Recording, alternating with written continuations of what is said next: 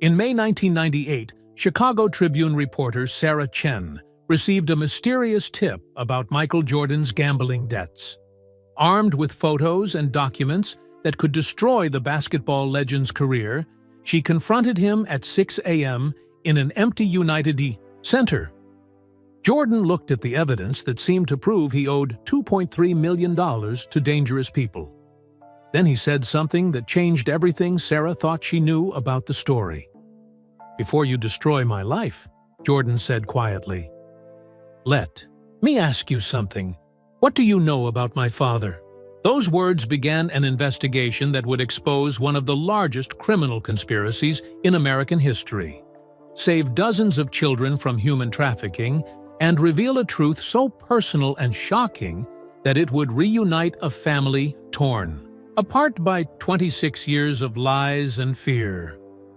This is the story of how a reporter's attempt to cancel Michael Jordan led to the most important discovery of her life and changed everything she believed about truth, family, and the price of seeking justice.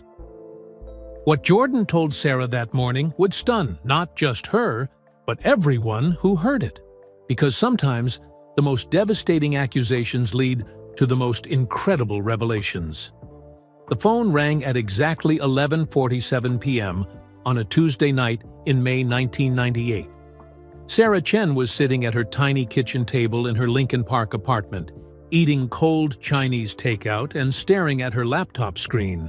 The cursor blinked at her like a heartbeat, waiting for words that wouldn't come.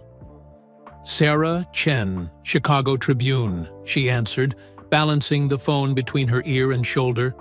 "You the sports reporter?" The voice was rough, like sandpaper on wood. "One of them, yes." Sarah pushed her glasses up her nose.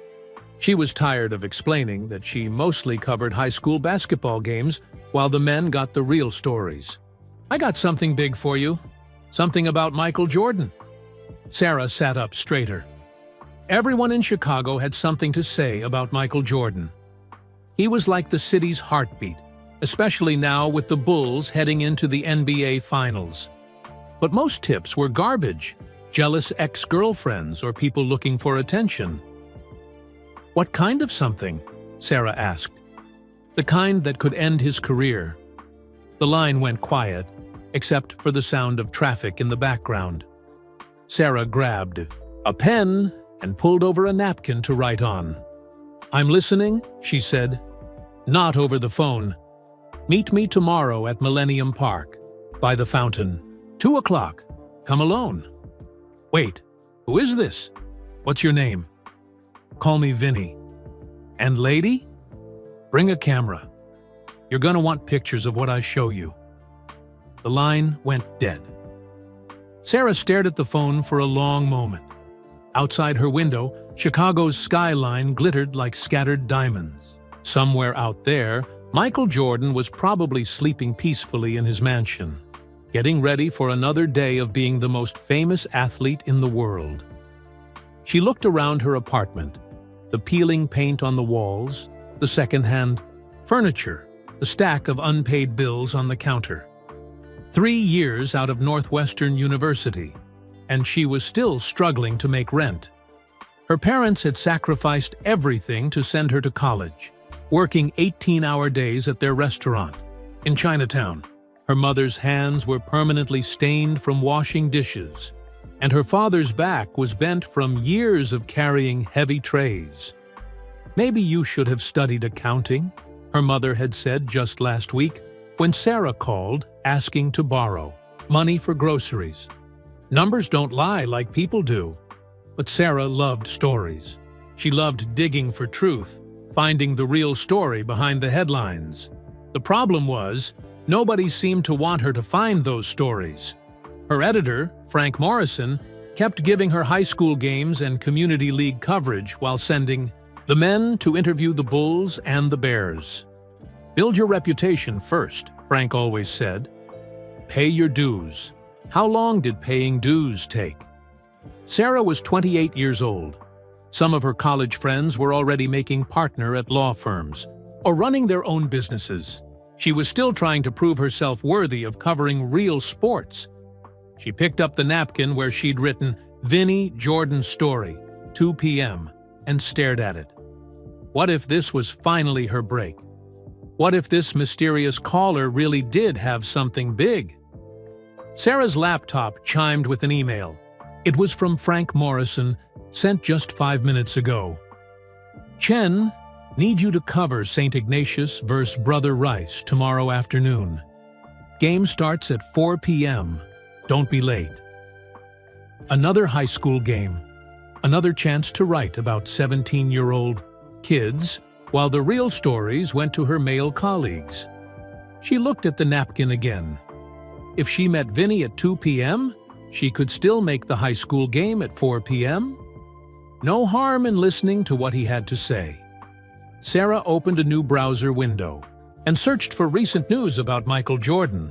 The usual stuff came up. Photos from practice, quotes about the upcoming finals against the Utah Jazz, speculation about whether this would be his last season. Jordan looked tired in some of the photos, she noticed. There were lines around his eyes that hadn't been there a few years ago. But tired wasn't a story. Every athlete got tired.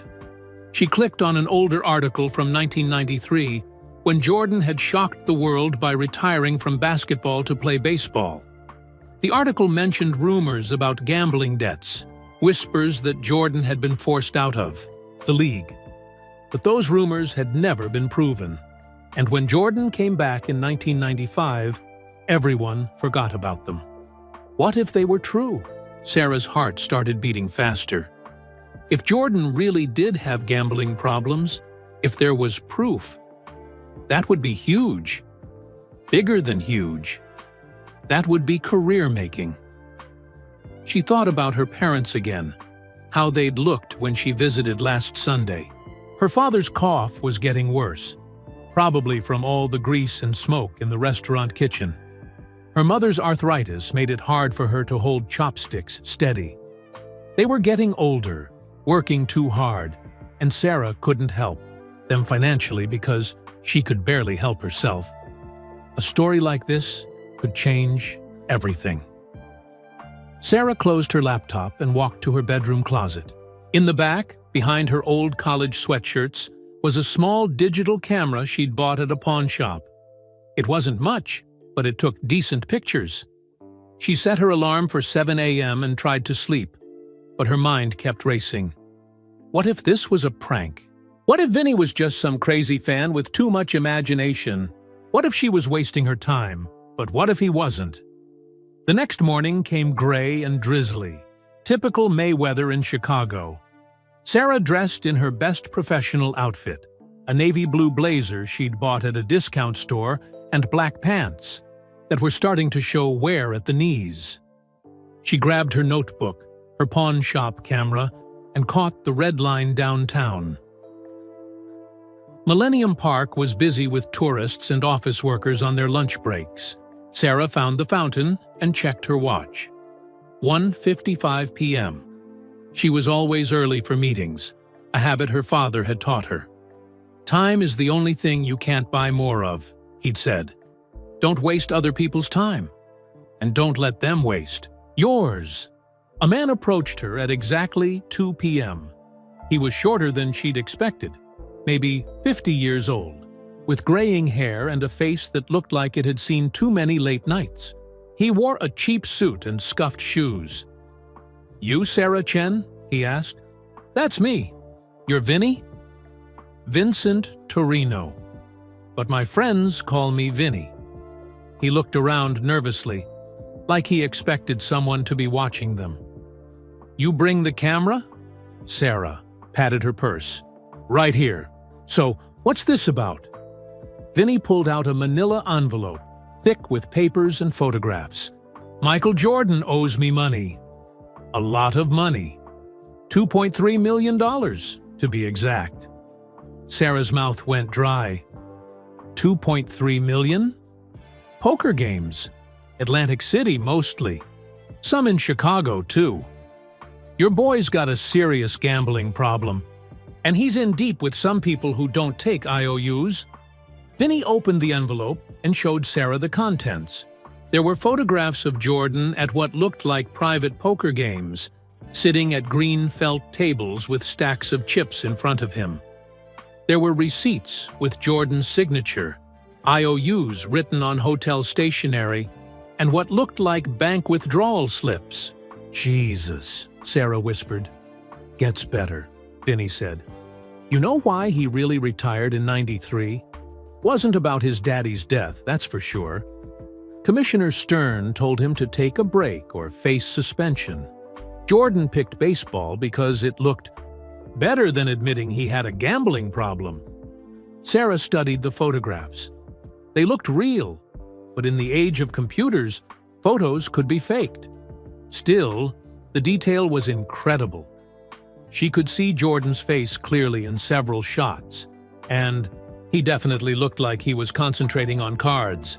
"Why come to me?" Sarah asked. "Why not take this to the Sun-Times or Channel 7? Vinny smiled, but it wasn't a nice smile. "Because you're hungry. You want to make a name for yourself. And because Jordan's camp has connections with the big papers. They'd bury this story. But you? You're small enough to fly under the radar until it's too late for them to stop you." Sarah felt a chill run down her spine. This man had clearly researched her, knew about her career struggles. That was both flattering and scary. "What do you want in return?" she asked. "Nothing.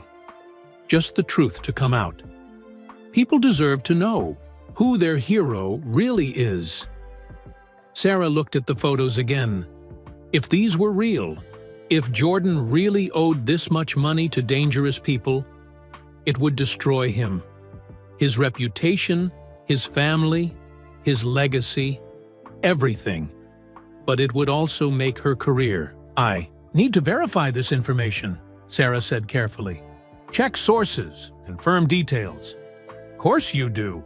You're a real reporter, not like those talking heads on TV." Vinny closed the envelope. "But don't take too long. Jordan's got Game 1 of the finals on Sunday. Would be a shame if this came out. Right before the biggest games of his life, wouldn't it?" The threat was subtle, but clear.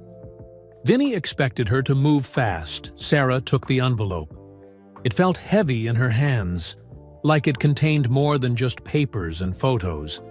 It felt like it contained her future. "I'll be in touch," she said. Vinny nodded and walked away, disappearing into the crowd of tourists. Sarah stood by the fountain for a long time, holding the envelope and watching people take pictures of the Chicago skyline. Her phone buzzed with a text message from Frank Morrison. "Where's your St. Ignatius story?" Deadline was an hour ago. Sarah had completely forgotten about the high school game. She'd been so focused on meeting Vinny that she'd missed her assignment. Frank was going to be furious.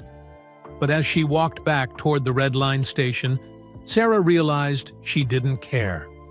She had something bigger now, something that could change everything. She just had to decide if she was brave enough to use it.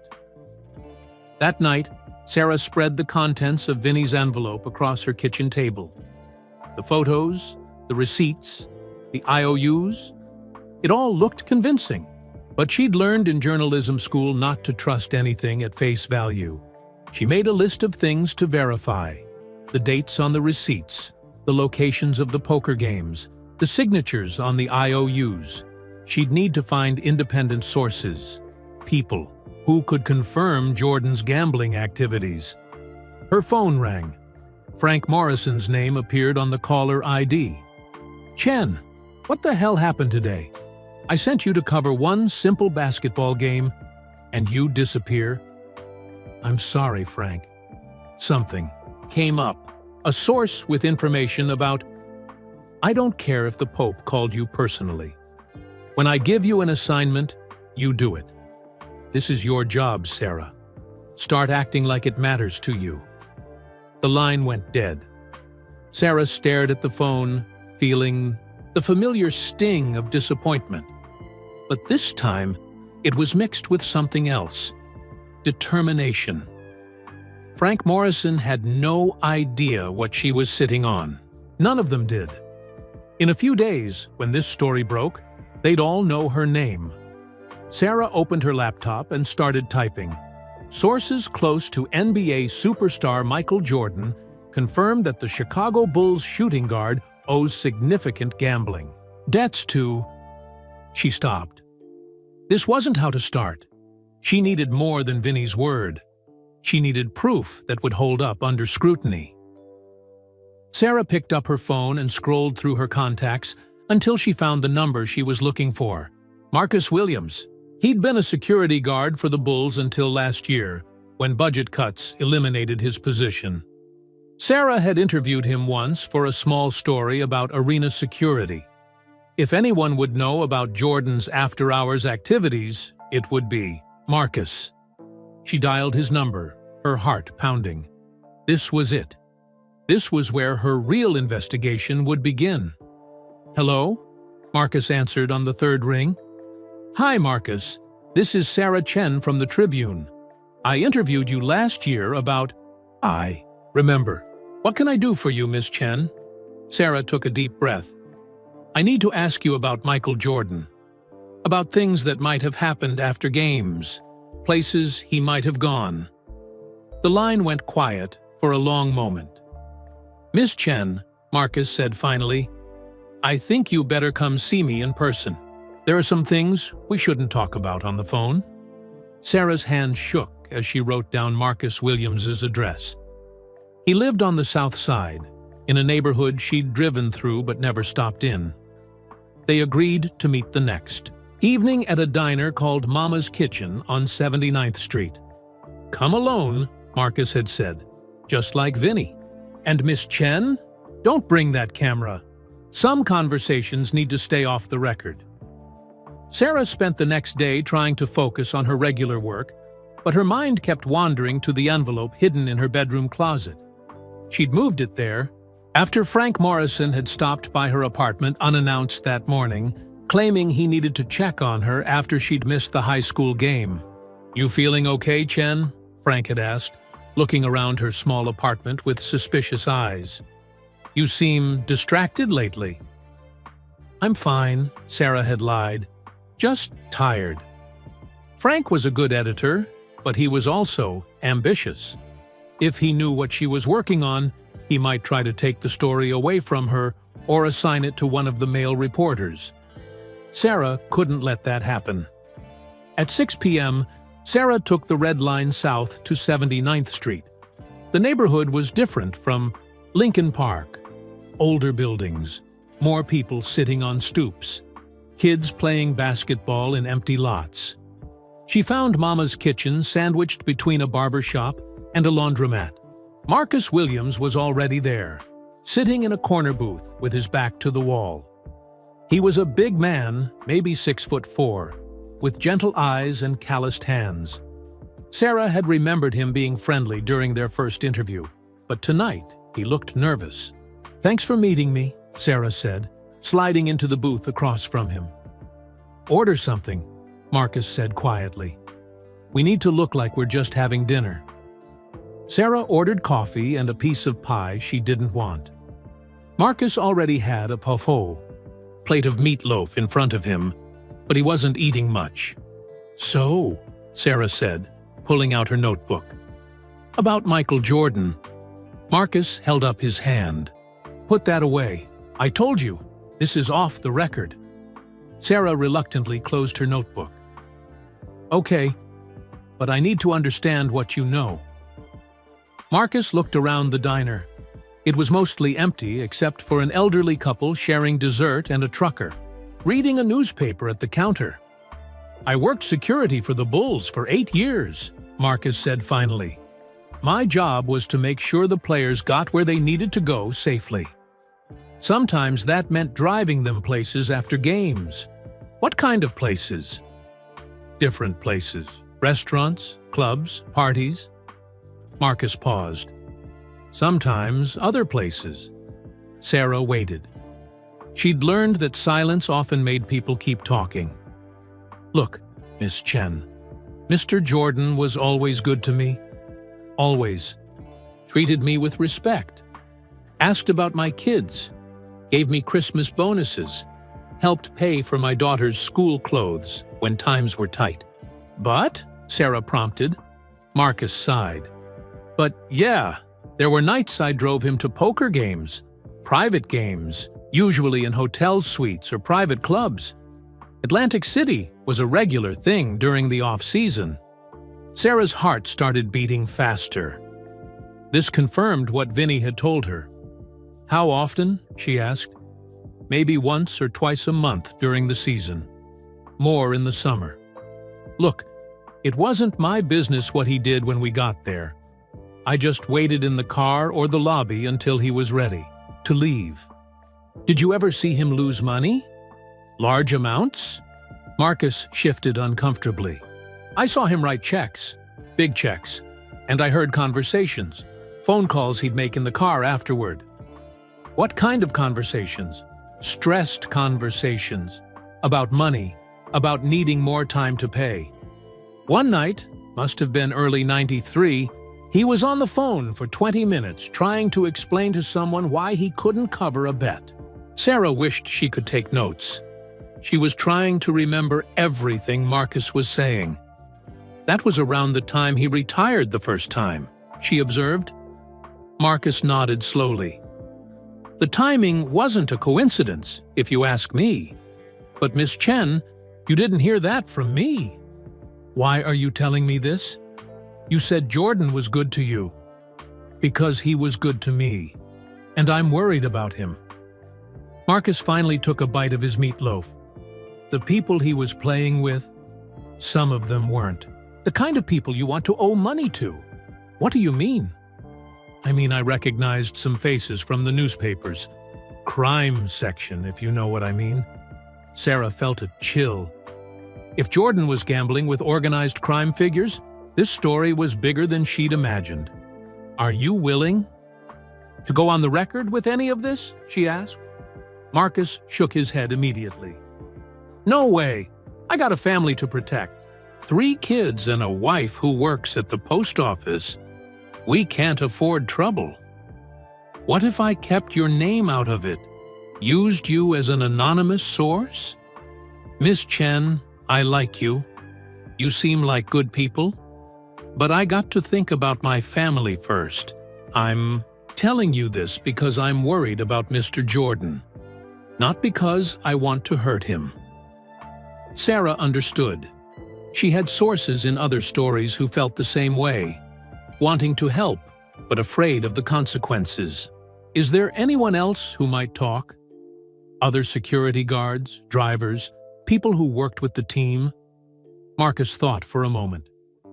There's a guy named Eddie Polk. Used to deal cards at some of the private games in Atlantic City.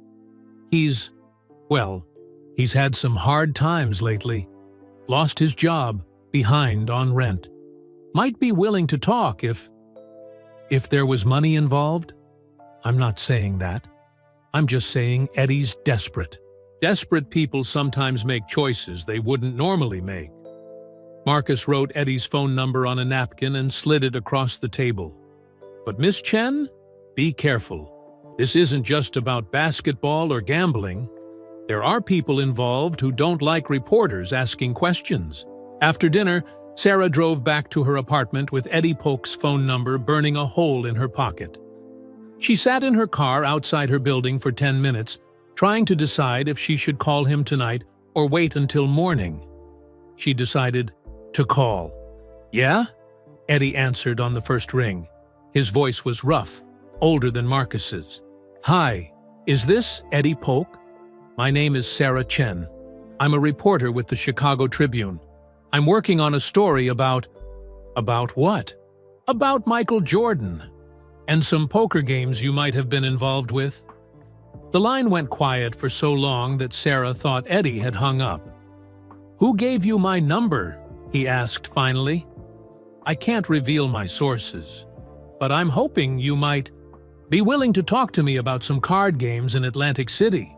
Private games that Jordan might have attended. Lady, I don't know what you think you know, but I don't talk to reporters. I understand you might be concerned about— You understand nothing. Eddie's voice got harder. You have no idea who you're messing with. Mr. Polk, I'm just trying to get the truth. If there's a story here that affects the public— The public? You think the public cares about the truth? They care about their hero staying perfect. They don't want to know what happens after the cameras stop rolling. Sarah sensed an opening. So, there is something to know? Eddie was quiet again. When he spoke, his voice was tired. Meet me tomorrow night. Frankie's Bar on Atlantic Avenue, 9 o'clock. Come alone and bring cash. Information ain't free. The line went dead. Sarah sat in her car, engine running, trying to process what had just happened. 2 sources in 2 days, both confirming that Jordan had gambling connections, both scared to talk openly. Her phone buzzed with a text from her mother. Haven't heard from you in days. Everything okay? Sarah started to type back that everything was fine, then stopped. Nothing was fine. She was investigating the biggest athlete in Chicago, possibly putting herself in danger, and she couldn't tell anyone about it. Instead, she typed, "Working on something big. Will call soon. Love you." Her mother texted back immediately, "Be careful, Sarah. Some things are too big for one person to handle alone." Sarah stared at the message. Her mother had no idea what she was working on, but somehow she'd given exactly the advice Sarah needed to hear. Maybe this was too big for her to handle alone, but she'd come too far to stop now. The next evening, Sarah drove to Frankie's Bar with $500 in cash, money she'd borrowed from her savings account, which left her with barely enough to pay rent. The bar was dark and smoky, filled with men drinking beer and watching baseball on old televisions. Eddie Polk was sitting at the end of the bar, nursing a whiskey. He was thin and pale, with nervous eyes that kept darting toward the door. Sarah slid onto the stool next. To him.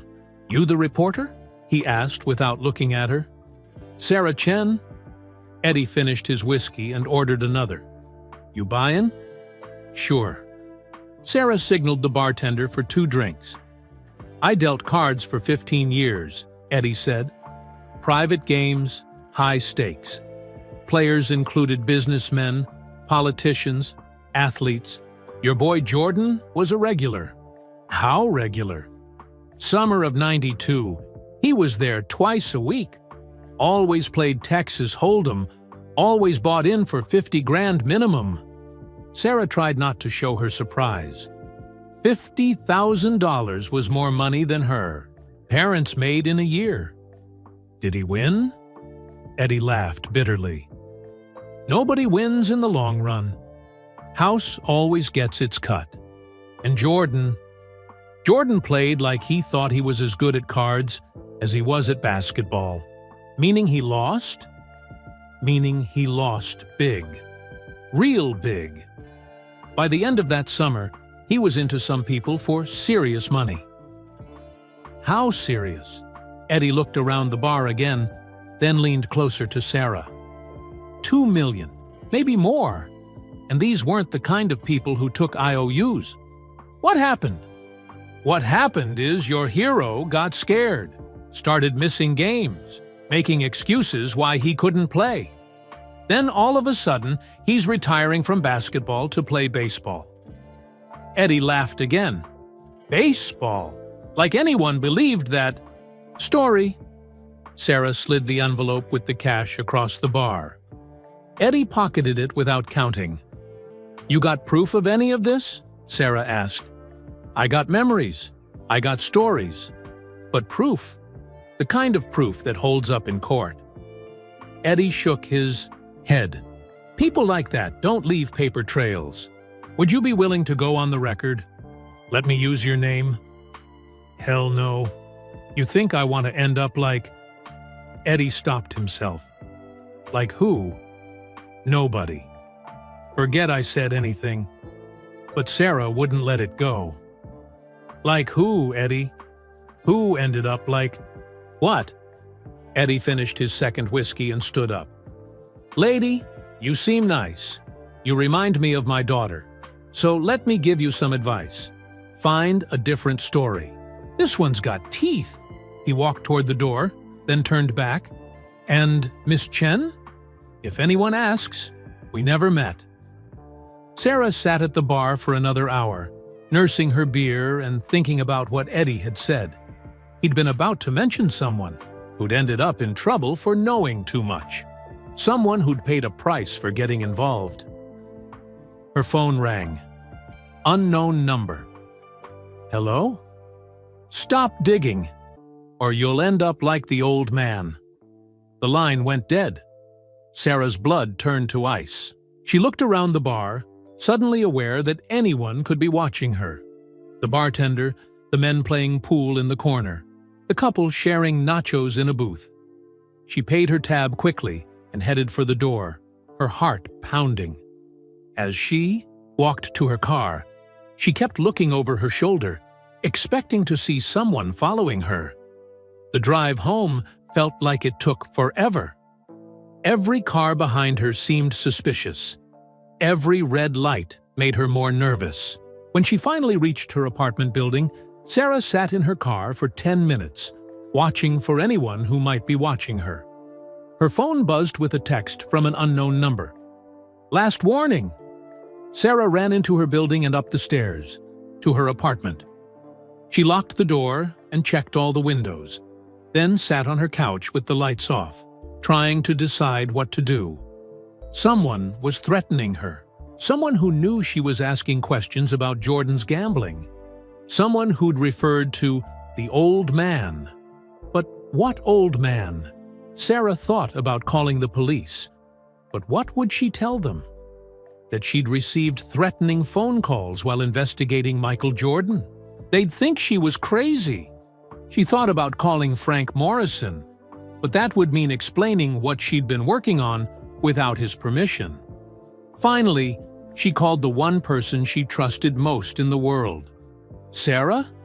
It's almost midnight. What's wrong? Her mother's voice was concerned.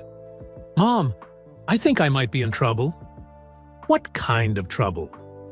Sarah started to explain but stopped. She couldn't tell her mother about the investigation, the threats, the danger she might be in. It would only worry her parents, and they had enough problems already. Just work stuff. I'm working on something that might be bigger than I can handle. Then don't handle it alone, Sarah. Ask for help. There's no shame in admitting when something is too big for one person. After hanging up, Sarah sat in her dark apartment and thought about her mother's words. Maybe she did need help, but who could she turn to? Then she had an idea. If someone was threatening her to stop investigating Jordan's gambling, maybe she should go straight to the source. Maybe she should talk to Michael Jordan himself. Getting to Michael Jordan was like trying to reach the president. Sarah spent 3 days calling the Bulls' main office, Jordan's agent, his publicist, and anyone else she could find with connections to the basketball star. Every call ended the same way. Mr. Jordan doesn't give interviews during playoff season. Finally, Sarah tried a different approach. She called Tim Hallam, the Bulls' media relations director, and told him she was working on a story about Jordan's charitable work in Chicago. It wasn't completely a lie. If this story helped expose something bigger, it might actually help people. I just need 15 minutes, Sarah pleaded. I'm on deadline for a positive piece about his community involvement. Tim sighed. Sarah, you know how crazy things are right now. Game 1 is Sunday. Michael's focused on basketball, not interviews. 10 minutes then. 5 minutes. Please, Tim. This could really help my career. There was a long pause. Okay, look. He sometimes comes in early to shoot around before practice. Tomorrow morning, 6 a.m. at the United Center. I can't promise anything, but if you happen to be there, I'll be there. And Sarah? This conversation never happened. Sarah barely slept that night. She kept thinking about the threatening phone calls, about Eddie Polk's warning, about the envelope of photos hidden in her closet. What if Jordan denied everything? What if he had her thrown out of the building?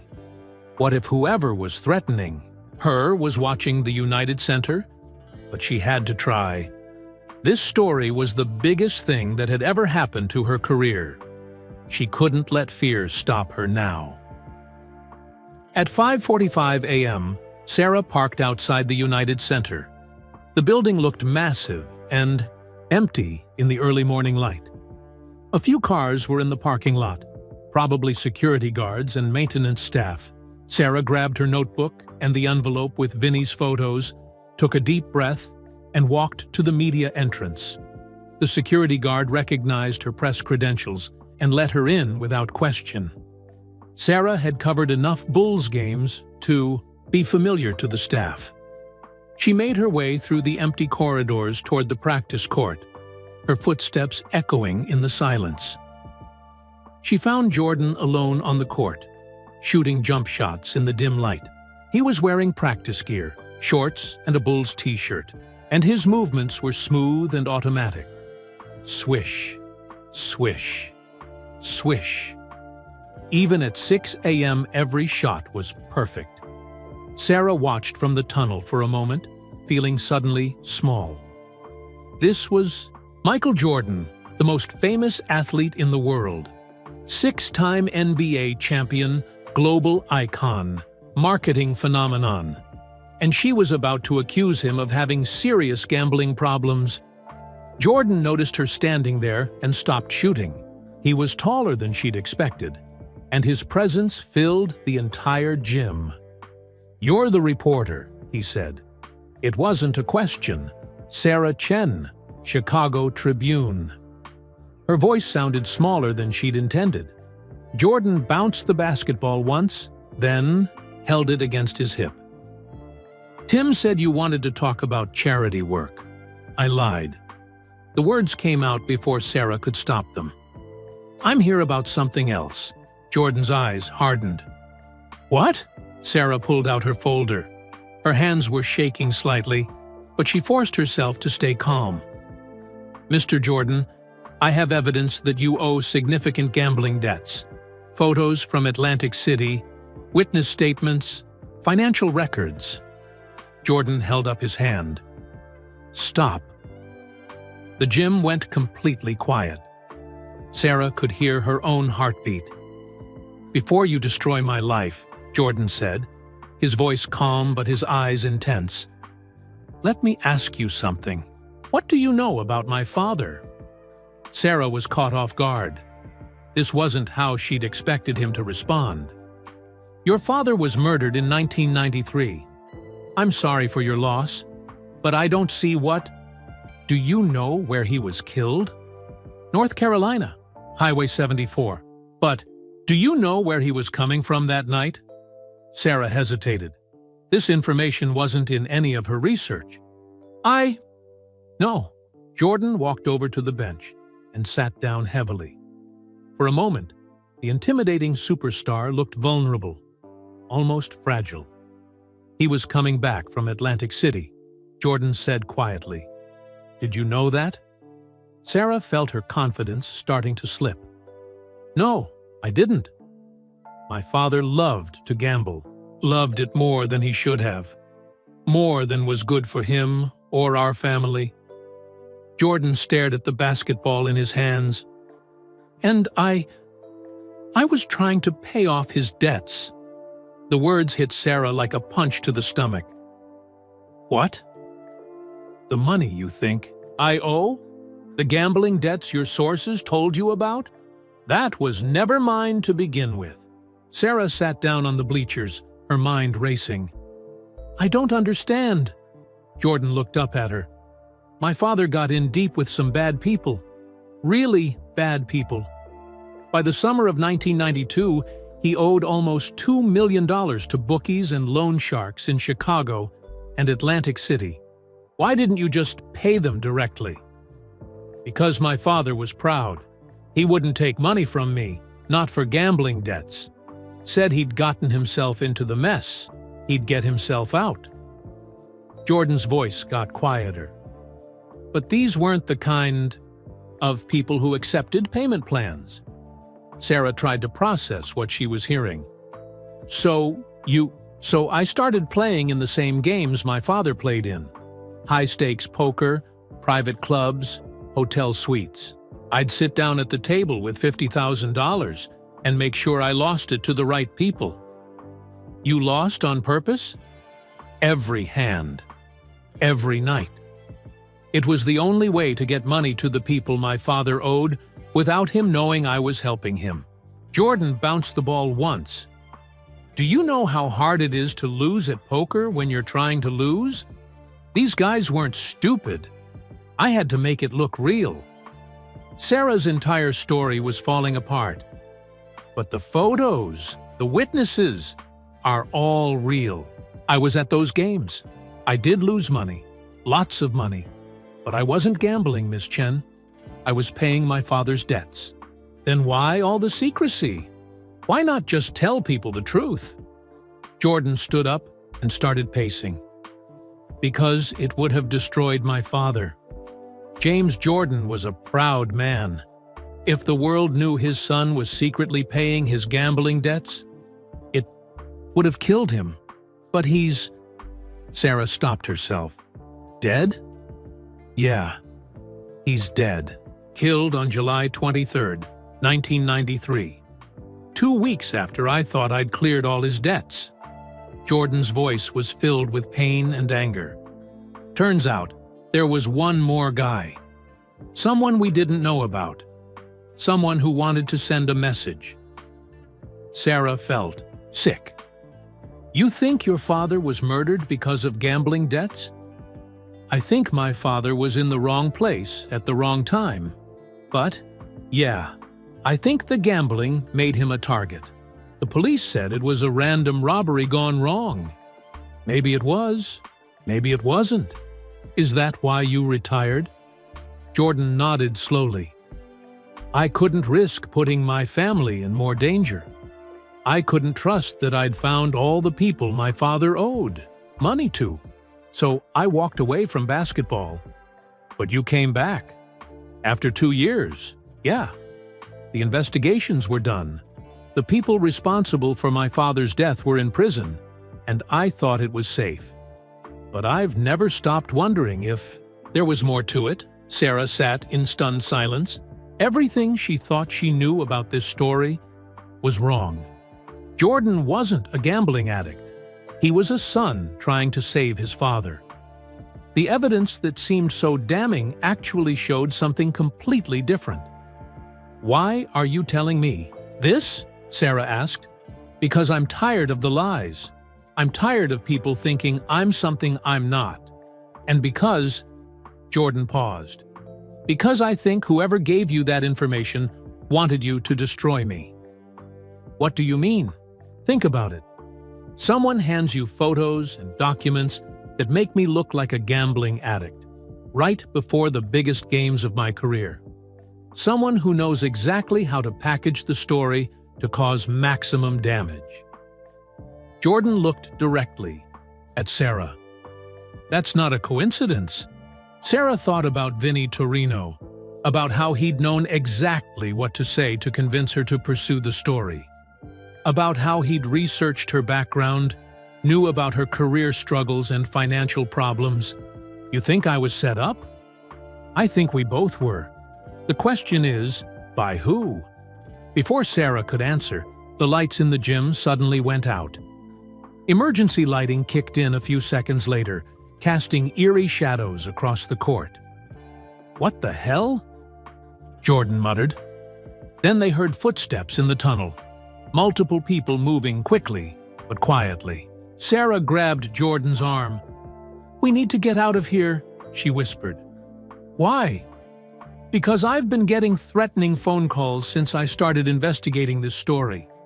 Someone doesn't want the truth to come out. Jordan's expression changed. Instantly, the vulnerable, grieving son disappeared, replaced by the fierce competitor who'd won 6 championships. "This way," he said, grabbing Sarah's hand. "There's another exit through the locker room." They moved quickly across the court, staying low. Sarah could hear voices now, at least 3 different people talking in hushed tones. "Search the gym," someone said. "They're here somewhere." Jordan led Sarah through a door she'd never noticed before, into a corridor that connected the practice court to the main arena. They moved in darkness, Jordan navigating from memory. "My car's in the parking lot," Sarah whispered. "Too risky. They probably know what you drive." Jordan pulled out his phone. "I'm calling security." "No," Sarah said quickly. "What if they're involved? What if this goes deeper than we think?" Jordan stopped walking. "What are you saying?" "I'm saying that someone went to a lot of trouble to set this story up. Someone who knew about your father's gambling, who had access to real photos and documents, who knew exactly how to manipulate me into investigating you." Sarah's mind was racing. That takes resources, connections, maybe even access to Bull's security. They reached another door. Jordan peered through the window into the main arena. "Clear," he said. "We can get to my car from here." As they moved through the empty United Center, Sarah realized that everything had changed. She'd come here to confront Jordan about gambling debts, but instead, she'd uncovered something much bigger and more dangerous. Someone had wanted her to destroy Michael Jordan's reputation. Someone with enough power and resources to manufacture evidence and orchestrate an elaborate setup. But who? And more importantly, why? Jordan's car was a black Mercedes, parked in a reserved spot near the players' entrance. They made it there without seeing anyone, but Sarah couldn't shake the feeling that they were being watched. "Get in," Jordan said, unlocking the doors.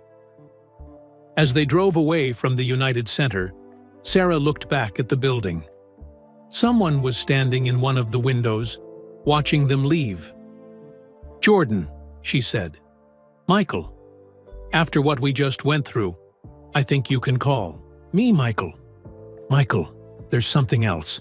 Last night, someone called me and said I'd end up like the old man if I didn't stop investigating." Michael's hands tightened on the steering wheel. "The old man? They were talking about my father." "That's what I thought. But Michael, if they killed your father to keep him quiet about something, and now they're threatening me, then whatever this is about, it's bigger than gambling debts." Sarah stared out the window at the Chicago skyline. She'd started this investigation thinking she was chasing a story about a basketball player's gambling addiction. Now she was running for her life, trying to uncover a conspiracy that might have cost Michael Jordan his father. "What do we do now?" she asked. Michael was quiet for a long moment. When he spoke, his voice was filled with determination. "Now we find out who really killed my father, and why they want to destroy me." Sarah realized that her investigation was just beginning, and this time, she wouldn't be working alone. Michael drove to a 24-hour diner on the north side, far from the United Center. They sat in a back booth, surrounded by empty coffee cups and the quiet hum of early morning customers. Sarah had her notebook out, but this time it wasn't to attack Michael Jordan. It was to help him find the truth. "Tell me everything about your father's gambling," Sarah said. "Start from the beginning." Michael stared into his coffee cup. "Dad always loved games. Cards, dice, betting on baseball games. When I was a kid, it was just fun. $20 poker games with his friends on Friday nights." "When did it get serious?" "Early 80s, when I started making money in college. Suddenly, Dad's bets got bigger. Instead of $20, it was $200. Then, $2,000. Michael's voice was heavy with old pain. "I should have seen it coming." Sarah took notes carefully. "Did he ask you for money?" "Never, directly. Dad was too proud for that. But Mom would call me, crying, saying they were behind on the mortgage. Or Dad would mention that his car needed repairs, but they couldn't afford it. Michael shook his head. I'd send money for the house or the car, not knowing it was really going to pay bookies. When did you find out the truth? Michael was quiet for a long moment. Summer of 1992. We just won our second championship. I was on top of the world. Then Dad called me at 3 a.m., drunk and scared. Sarah waited for him to continue. He told me everything. The gambling, the debts, the people who were threatening him. $2 million, Sarah. My father owed $2 million to people who break legs for a living. That's when you started playing in the poker games? I flew to Chicago the next day, met with Dad, tried to convince him to let me just write a check and end it. But he wouldn't hear it. Said it was his mess to clean up. Michael laughed bitterly. So I had to get creative. Michael explained how he'd researched the people his father owed money to. Most were small-time bookies who ran card games in hotel suites and private clubs. The key was finding games where those specific people would be playing. I'd call my father and ask about his plans for the weekend. He'd mention a game at the Lau, Palmer House, or a private club in Atlantic City. Then I'd find a way to get invited to that same game. How? Money talks. I'd have someone approach the organizer, say that Michael Jordan wanted to play some cards. Most of these guys were starstruck. Having me at their table was worth the risk. Sarah was amazed by the complexity of it all. And you'd lose on purpose? Had to make it look real. These weren't stupid people. If I sat down and immediately started throwing money around, they'd get suspicious. Michael smiled slightly. So I'd play normally for a while. Win some hands, lose some hands, then I'd start making bigger bets and worse decisions. How much would you lose in one night? Depended on who was there. If the guy my father owed $50,000 to was playing, I'd make sure to lose at least that much to him. Sometimes more, to cover interest. Sarah did quick math in her head. How often were you doing this? Every weekend for almost a year. Sometimes twice a week during the off-season. Atlantic City, Chicago, Las Vegas. Wherever my father's creditors were playing. Didn't anyone get suspicious? Your teammates, coaches, family? Michael nodded. That's when the rumors started. People saw me at casinos, at private games. They assumed I was gambling for myself. The media started asking questions, but I couldn't tell them the truth without exposing my father. Sarah remembered the timeline. This was during your best season.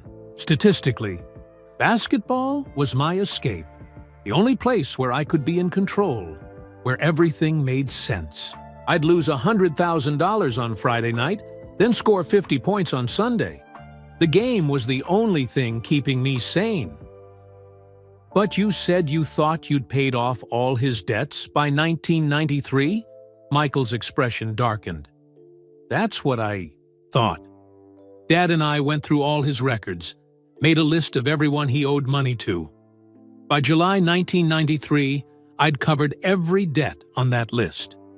We thought it was over, but it wasn't. 2 weeks later, Dad was driving back from Atlantic City when he was killed. The police said it was a carjacking gone wrong.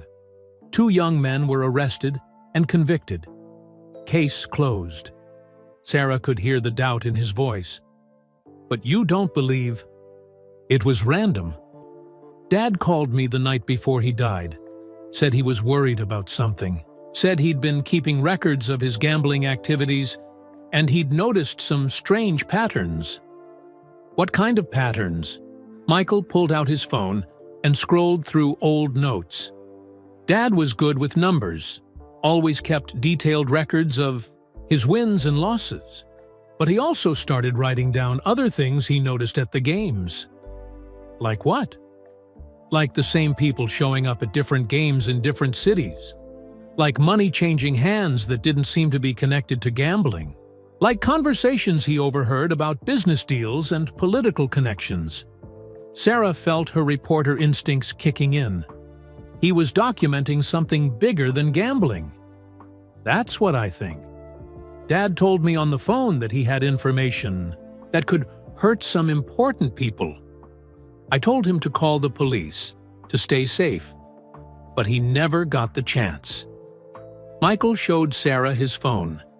He'd saved every voicemail his father had left in the months before his death. Listen to this. 1. He left it 3 days before he was killed. Michael played the message. James Jordan's voice was shaky but determined. Michael, I've been thinking about those games, about the people I've been seeing. This isn't just about gambling anymore. I think these people are using the games to move dirty money. Real dirty money. I'm going to start writing down names and dates. If something happens to me, you need to know what I found. Sarah felt chills running down her arms. Your father was uncovering money laundering. Or worse. Dad mentioned seeing the same faces at games in Chicago, Atlantic City, and Las Vegas. People who weren't there to gamble, just to watch and have quiet conversations with the organizers. Did he ever mention specific names? Michael nodded. Few. But Sarah, some of these names. They're people in positions of power. City officials, federal judges, businessmen with government contracts. Sarah's mind was racing. Do you still have your father's records? Some of them. The police took most of his personal effects as evidence, but they returned them to my mother after the trial. I've been keeping everything in a safe deposit box. We need to see those records. Michael checked his watch. The bank doesn't open until 9 a.m. But Sarah, there's something else you need to know. What? I don't think my father was the only one who noticed the patterns. I think there were other people asking questions, and I think some of them ended up dead. Sarah's blood ran cold. What do you mean?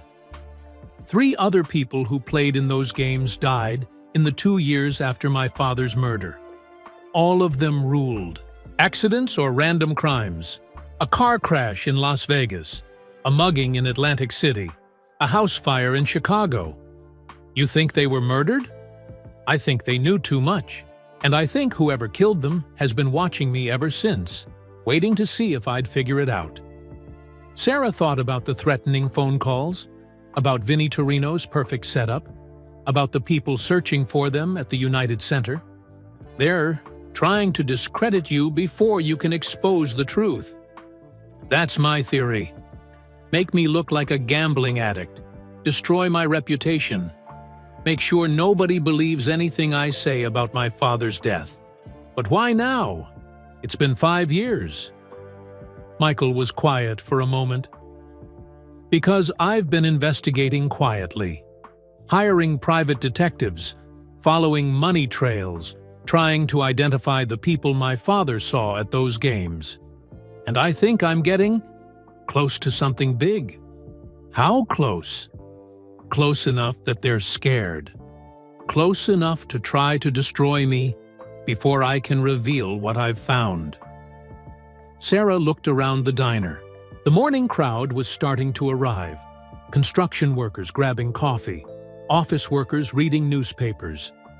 Normal people living normal lives, unaware that they were sitting near a conspiracy that reached into the highest levels of Chicago society. Michael, if what you're saying is true, we're in serious danger. I know. But Sarah, I can't live with this secret anymore. I'm 35 years old. This might be my last chance to win a championship. And I can't do it, knowing that my father's killers are still out there. Sarah made a decision that would change both their lives. Then let's find them. Michael smiled for the first time since they'd met. "You're really willing to help me? Your father was murdered for trying to expose corruption. Someone tried to set me up to destroy your reputation. And whoever's behind this thinks they can intimidate us into staying quiet." Sarah closed her notebook and looked Michael in the eyes. They picked the wrong reporter. Michael's phone buzzed with a text message. He looked at it, and his face went pale. "What is it?" Sarah asked. Michael showed her the screen. The message was from an unknown number. "Stop digging or you'll join your father sooner than planned." Sarah felt her stomach drop. They know we're working together, which means they're watching us right now. Sarah looked around the diner with new eyes. Any of these normal-looking people could be monitoring them. The businessman reading his newspaper, the construction worker checking his phone, the waitress refilling coffee cups. What do we do? Michael stood up and threw money on the table. We go to the bank. We get my father's records. And then we find out exactly who we're dealing with. As they walked toward the exit, Sarah noticed a man in a suit at the counter who seemed to be paying too much attention to them. When they left the diner, he followed them outside. "Michael," Sarah whispered. "I see him. Get in the car." They drove away quickly, but Sarah could see the man in the rearview mirror, talking on his phone and writing down Michael's license plate number. "They're not even trying to hide it anymore," Michael said. "That's either very good or very bad." "What do you mean?" Sarah thought about everything she'd learned in journalism school about investigative reporting. Either they're getting desperate and making mistakes, or they're confident enough that they don't care if we know we're being watched. Michael's hands tightened on the steering wheel. There's only one way to find out. As they drove toward the bank, Sarah realized that her life had completely changed in the span of 6 hours. She'd gone from investigating a gambling scandal to uncovering a murder conspiracy that reached into the heart of Chicago's power structure. And the most dangerous part was just beginning. Game 1 of the NBA Finals was electric. The United Center buzzed with 21,000 fans wearing red and black, all cheering for Michael Jordan and the Chicago Bulls. Sarah sat in the media section, but she couldn't focus on basketball. Every few minutes, she found herself scanning the crowd, looking for faces that seemed out of place. Michael played like a man with something to prove. He scored 33 points, grabbed 7 rebounds, and led the Bulls to a 96-91 victory over the Utah Jazz. But Sarah could see the tension in his movements, the way his eyes darted to the stands between free throws. After the game, the locker room was chaos.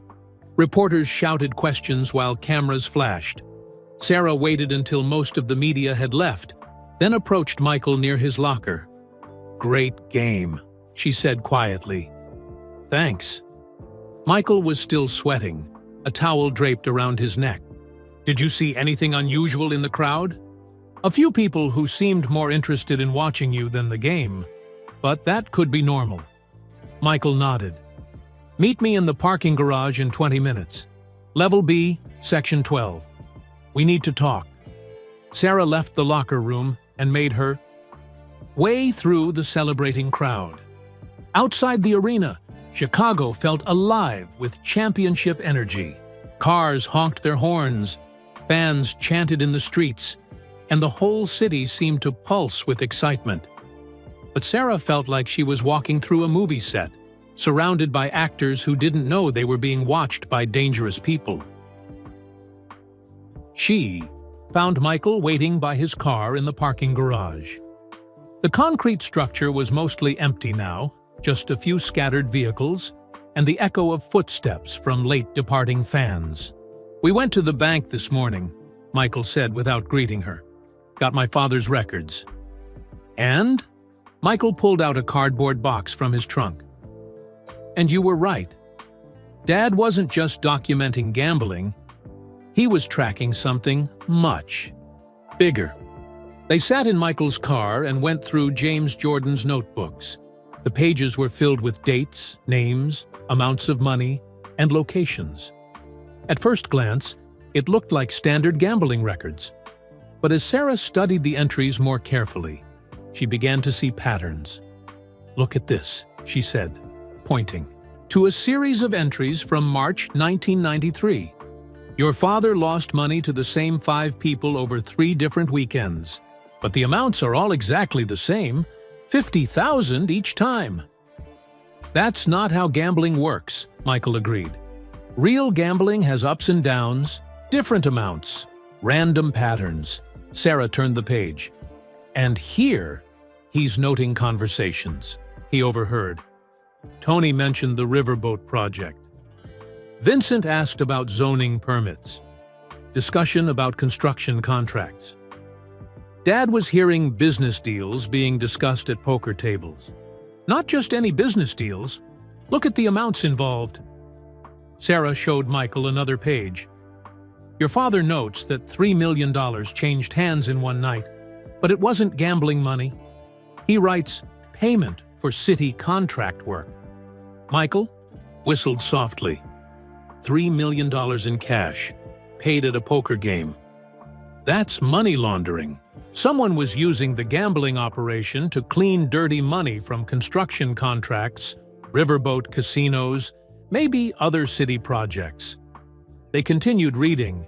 James Jordan had been methodical in his record-keeping, noting not just what he saw, but what he heard. Names of politicians, businessmen, and contractors appeared repeatedly. Some Sarah recognized from local news coverage. "Michael, look at this name." Sarah pointed to an entry from June 1993. "Vincent Torino. That's the man. Who gave me the photos and documents about your gambling." Michael leaned over to read. Dad wrote Vincent angry about newspaper coverage of riverboat proposal. Says reporters asking too many questions. "Vinny wasn't trying to help me expose your gambling. He was trying to discredit you before you could expose this money laundering operation, which means he's part of it. Has been for years." Sarah felt sick. She'd been completely manipulated, used as a weapon against Michael without even knowing it. "I'm so sorry. I had no idea." "You couldn't have known. They played this perfectly. Find an ambitious young reporter, give her evidence that looks legitimate, and let her destroy my reputation for them." A car drove slowly past them in the parking garage. Both Sarah and Michael watched it carefully until it disappeared around a corner. "We should go," Michael said. "It's not safe to stay in one place too long." They drove to Sarah's apartment so she could get some clothes and personal items. Michael insisted on coming upstairs with her, worried about her safety. "Pack light," he said as they climbed the stairs. "Just essentials. You can't stay here anymore." "Where am I supposed to go?" "I've got a safe house, property I bought under a different name a few years ago when I was getting threats from crazy fans. Only my lawyer knows about it." Sarah's apartment felt different now, smaller and more vulnerable. She quickly threw clothes into a duffel bag, grabbed her laptop and camera, and gathered important documents. "Ready?" Michael asked. Before Sarah could answer, her phone rang. Unknown number. "Don't answer it," Michael warned, but Sarah was curious. She answered on speakerphone. "Miss Chen?" The voice was smooth, educated, with a slight accent. "My name is Anthony Cassio. I represent certain business interests in Chicago." Sarah looked at Michael, who had gone very still. "I'm not interested in whatever you're selling," Sarah said. "Oh, but I think you are.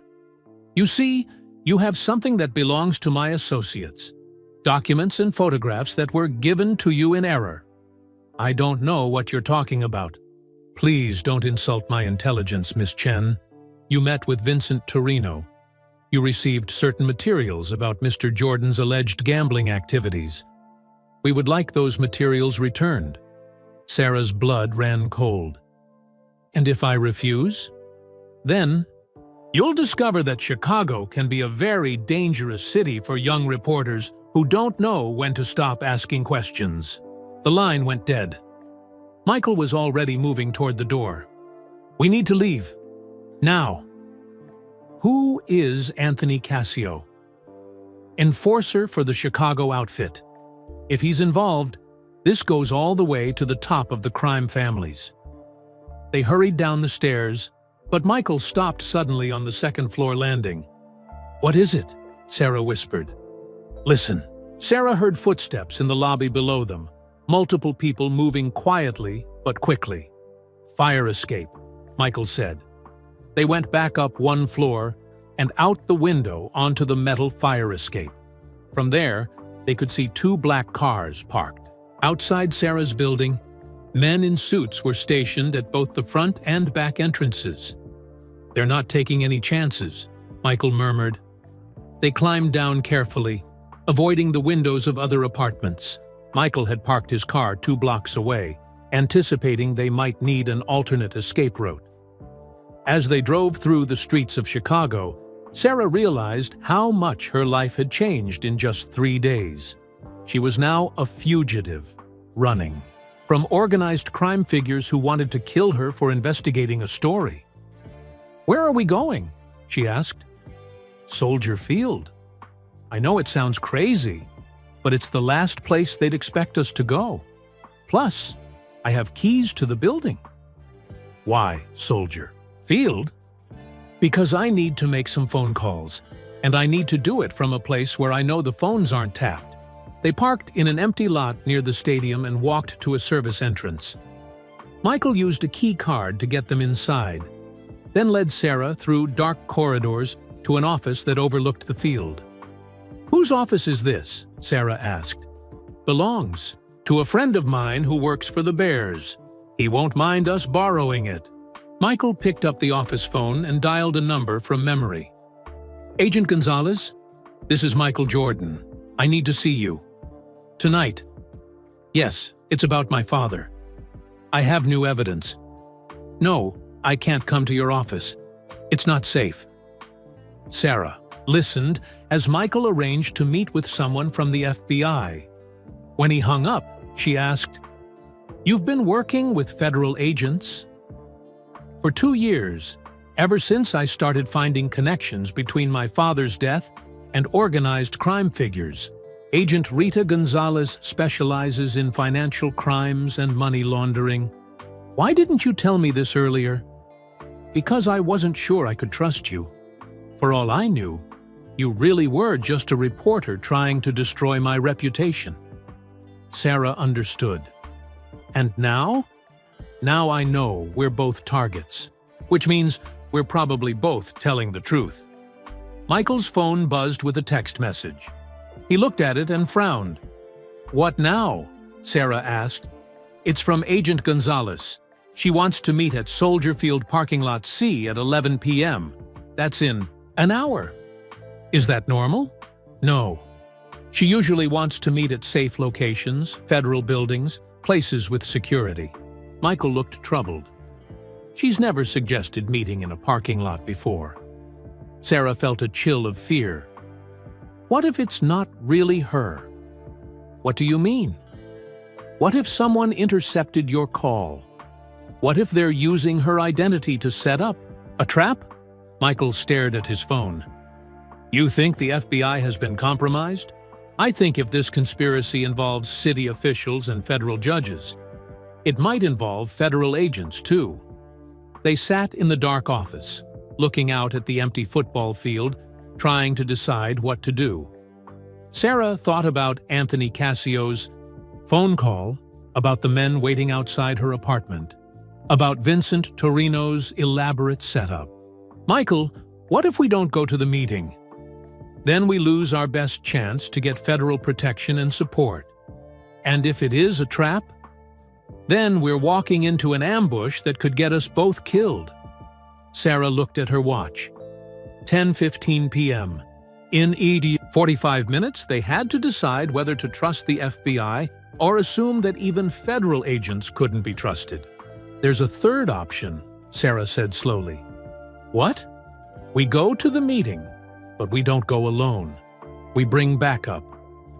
What kind of backup? Sarah smiled for the first time in hours. The kind that organized crime figures hate most. Live television. Coverage. Michael stared at her. You want to call the media? I want to call Channel 7 News. Tell them that Michael Jordan has explosive information about corruption in Chicago city government, and he's meeting with the FBI at Soldier Field at 11 p.m. That's incredibly risky. So is trusting the FBI when we don't know how deep this corruption goes. Michael thought for a moment. If we do this, there's no going back. Once this story breaks on live television, everyone will know what we've discovered. Which means they can't kill us quietly anymore. Hard to make our deaths look like accidents when we've just exposed a major conspiracy on live TV. Michael picked up the phone. You sure about this? Sarah thought about her parents, working late shifts at their restaurant to pay the bills. About Marcus Williams, too scared to go on the record because he had a family to protect. About James, Jordan, murdered for trying to expose the truth. I'm sure it's time to stop being afraid and start fighting back. Michael dialed Channel 7 News. This is Michael Jordan. I have information about a major corruption scandal involving city officials and organized crime. I'll be at Soldier Field Parking Lot C at 11 p.m. with documentary evidence. Yes, I'm serious. Yes, you can bring cameras. As they prepared to leave Soldier Field, Sarah realized that in 1 hour, everything would change. Either they would expose the conspiracy that killed James Jordan, or they would walk into a trap that might kill them both. But they couldn't live in fear forever. It was time to discover the truth, no matter how dangerous it might be. At 10:45 p.m., Sarah and Michael sat in his car in Soldier Field Parking Lot C, watching for signs of the FBI, the media, or anyone else who might show up. The lot was mostly empty, except for a few scattered cars belonging to night security guards. Channel 7 should be here any minute, Sarah said, checking her phone for the third time. So should Agent Gonzalez. Michael drummed his fingers on the steering wheel. If it really is her. A white van pulled into the parking lot with Channel 7 News painted on the side. Sarah felt a wave of relief. At least part of their plan was working. There's Rebecca Martinez, Sarah said, recognizing the veteran news anchor stepping out of the van. She's been covering Chicago politics for 15 years. If anyone will understand how big this story is, it's her. A cameraman and sound technician followed Rebecca toward their car. Michael rolled down his window as she approached. Mr. Jordan, I have to admit, when you called our newsroom an hour ago, we thought it might be a prank. Rebecca's voice was professional but curious. You said you have evidence of corruption involving your father's death? I do. But we need to wait for the FBI agent before... Headlights swept across the parking lot as a black sedan entered.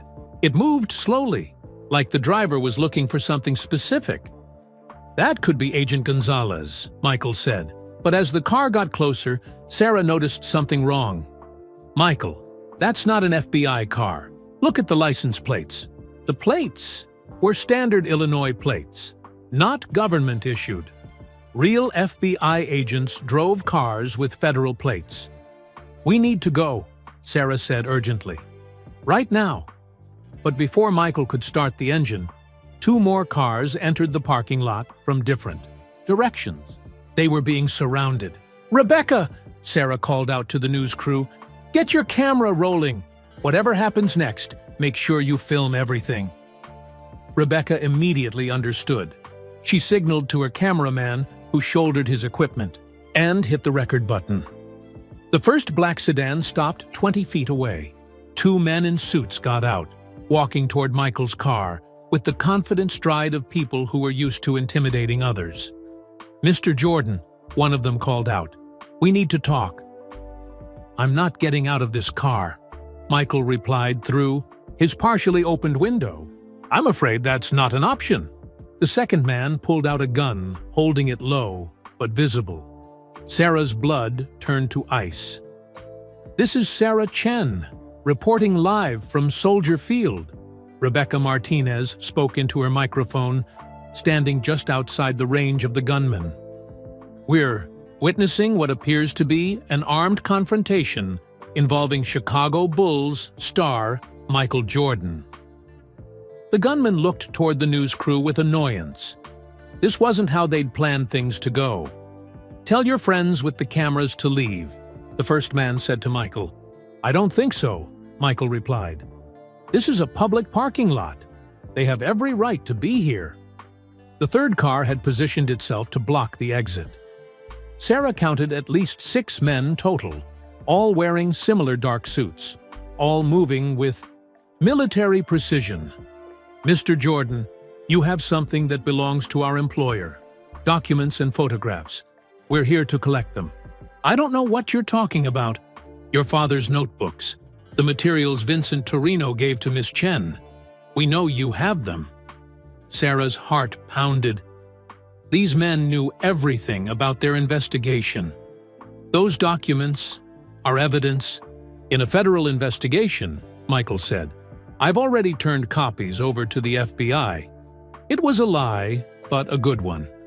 The men exchanged glances, clearly not expecting this response. We're going to need proof of that, the gunman said. Then call Agent Rita Gonzalez at the Chicago FBI field office. She can confirm that I've been working with federal authorities. Rebecca Martinez stepped closer, holding her microphone toward the conversation. Excuse me, could you gentlemen state your names for the record? Are you law enforcement officers? The men ignored her, but Sarah could see they were getting frustrated. Having live television coverage was making it impossible for them to handle this situation quietly. Mr. Jordan, we're running out of patience, the first man said. Get out of the car. Now. I don't think I will. That's when Sarah noticed something that made her stomach drop. One of the men from the third car was walking around behind the news van, trying to get into position where he could threaten the camera crew. Rebecca! Sarah shouted. Behind you! Rebecca spun around, just as the man reached for her cameraman. But instead of finding an easy target, he found himself face to face with a rolling camera that was broadcasting his image live to thousands of Chicago viewers. Sir, are you planning to assault members of the media? Rebecca asked, shoving her microphone toward his face. The man stepped back, clearly uncomfortable with being filmed. This was supposed to be a quiet intimidation, not a public confrontation broadcast across Chicago. Michael's phone rang. He looked at the caller ID and frowned. Agent Gonzalez? He answered. Michael, where are you? I'm at Soldier Field parking. Lot C, but I don't see you anywhere. We're in Lot C. Where are you? I'm in Lot C too. All I see is a Channel 7 news van and some black cars. Sarah and Michael looked at each other with growing understanding. Agent Gonzalez, how many black cars do you see? Michael asked. 3. Why? Those aren't FBI vehicles. We're surrounded by men with guns who claim they want your evidence. There was a pause on the line. Michael, get out of there immediately. Those are not federal agents. I repeat, those are not federal agents. Kind of hard to leave when they've blocked all the exits. Through the phone, they could hear Agent Gonzalez talking to someone else, probably calling for backup. Hold your position, she said. Chicago PD is 2 minutes away. FBI tactical team is 5 minutes out. The lead gunman must have realized their time was running out. He approached Michael's car more aggressively. Last chance, Jordan. Give us the documents or this gets ugly. This is already ugly, Michael replied. You're threatening American citizens at gunpoint on live television. Rebecca Martinez had positioned herself and her camera crew to capture every moment. This is Rebecca Martinez with Channel 7 News, reporting live from what appears to be an attempted armed robbery or kidnapping involving Chicago Bulls superstar Michael Jordan and Chicago Tribune reporter Sarah Chen. Sarah could hear sirens in the distance. The cavalry was coming. The gunmen heard the sirens too. They started looking at each other nervously, realizing their carefully planned intimidation was falling apart. "This isn't over," the lead man said to Michael. "You can't hide behind cameras and cops forever." "Maybe not," Michael replied, "but I can hide behind the truth." "The truth? You want to know the truth about your father?" Sarah felt Michael tense beside her. "Your father wasn't killed because he discovered money laundering," the man continued. "He was killed because he found out about the kids." "What kids?" Michael's voice was barely controlled. "Ask your FBI friend. Ask her what your father really saw at those poker games. Ask her why certain businessmen and politicians were so interested in keeping him quiet." Before Michael could respond, police cars flooded into the parking lot with lights flashing and sirens wailing. The gunmen immediately backed away from Michael's car, hands visible, trying to look like innocent bystanders. But Sarah had heard every word of the conversation, and Rebecca's camera crew had filmed the entire confrontation. As Chicago police officers surrounded the scene, Sarah realized that the man's final words had revealed something even more terrible than money laundering or political corruption.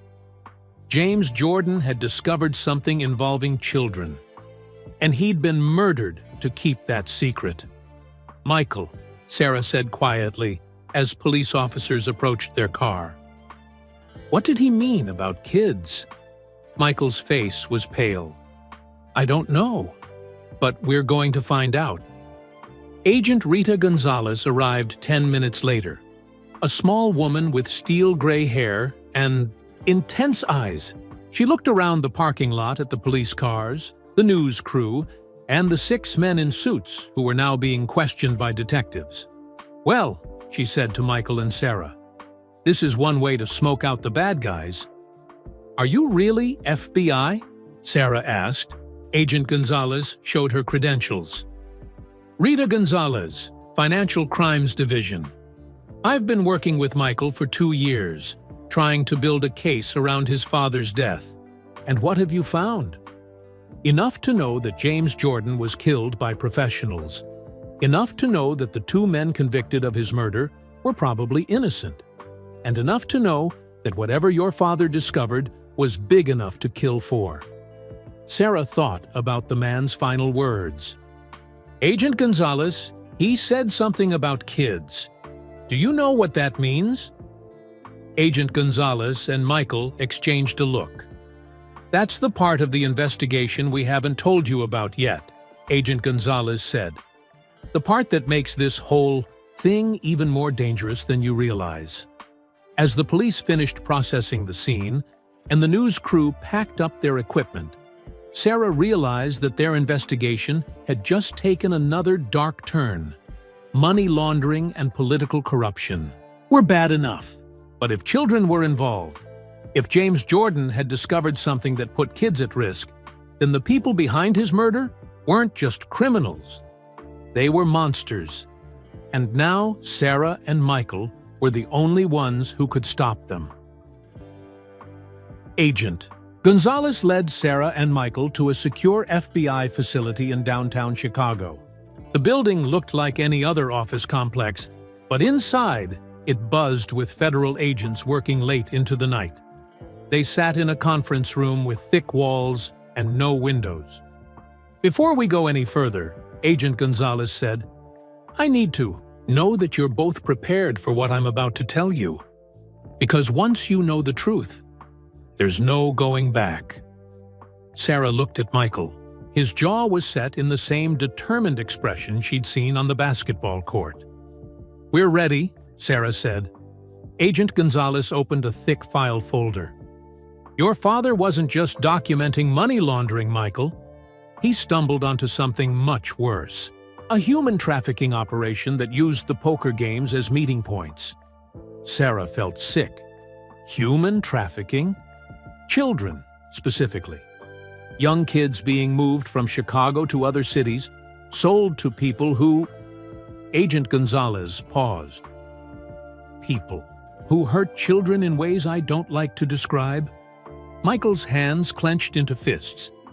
My father saw this happening? According to our investigation, yes. The poker games weren't just about cleaning dirty money.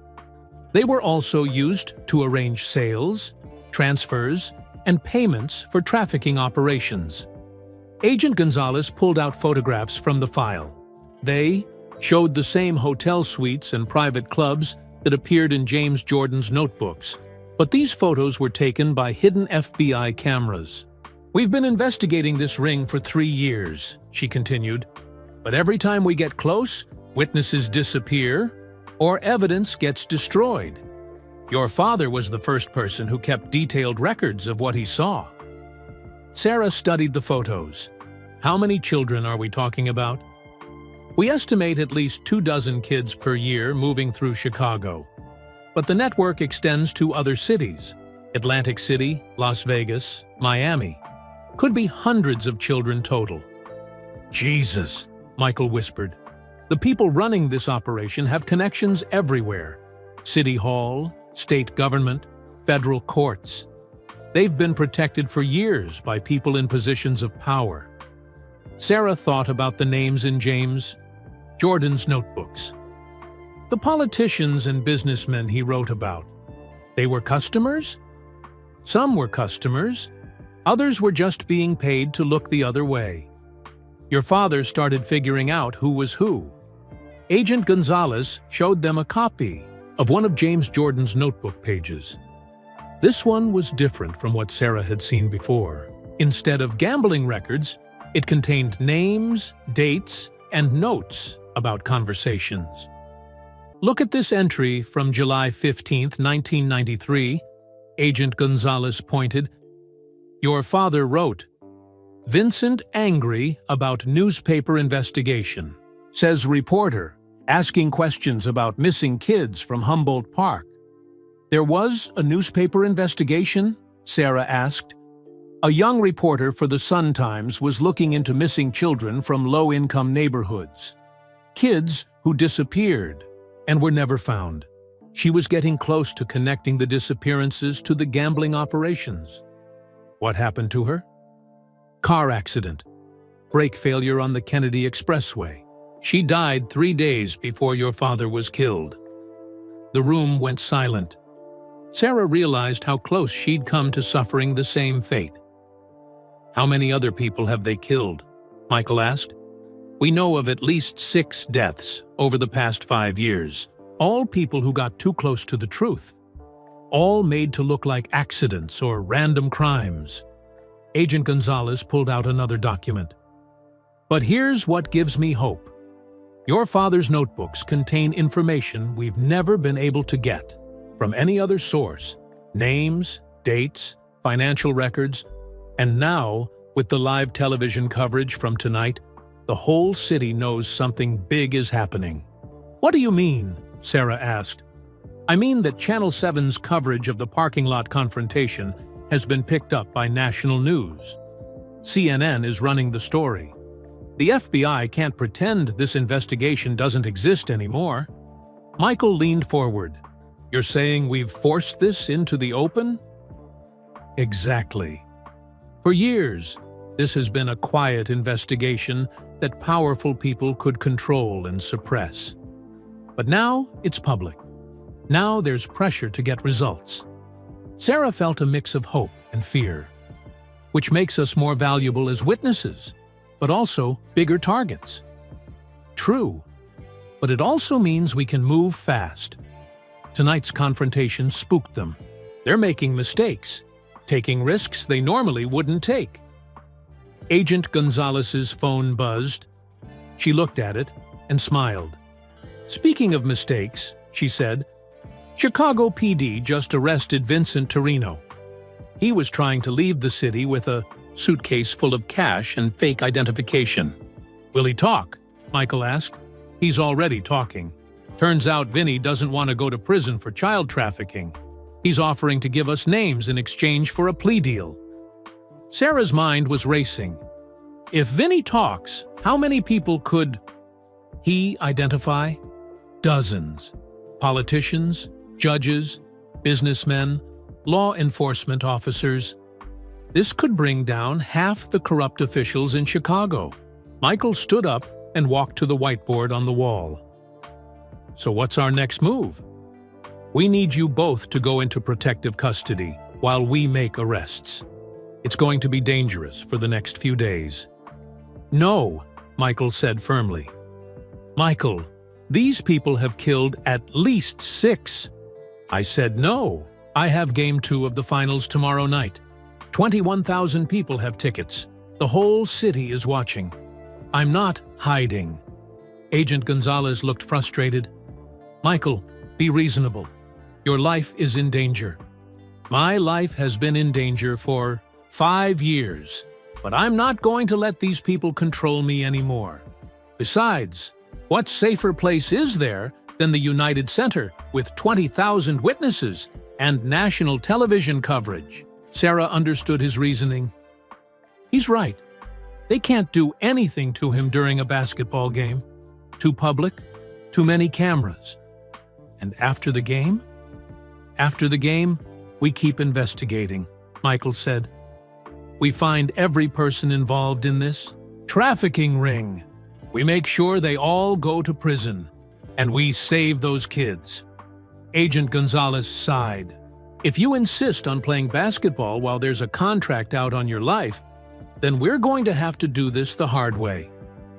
"What's the hard way?" "We turn you into bait. Let them come after you. But this time, we'll be ready." Sarah felt her stomach drop. "You want to use Michael as bait?" "I want to end this trafficking ring before more children get hurt. And if that means putting Michael at risk, then yes." Michael nodded slowly. "What do you need me to do?" "Play your game tomorrow night. Act normal, but wear a wire, and let us position agents throughout the arena.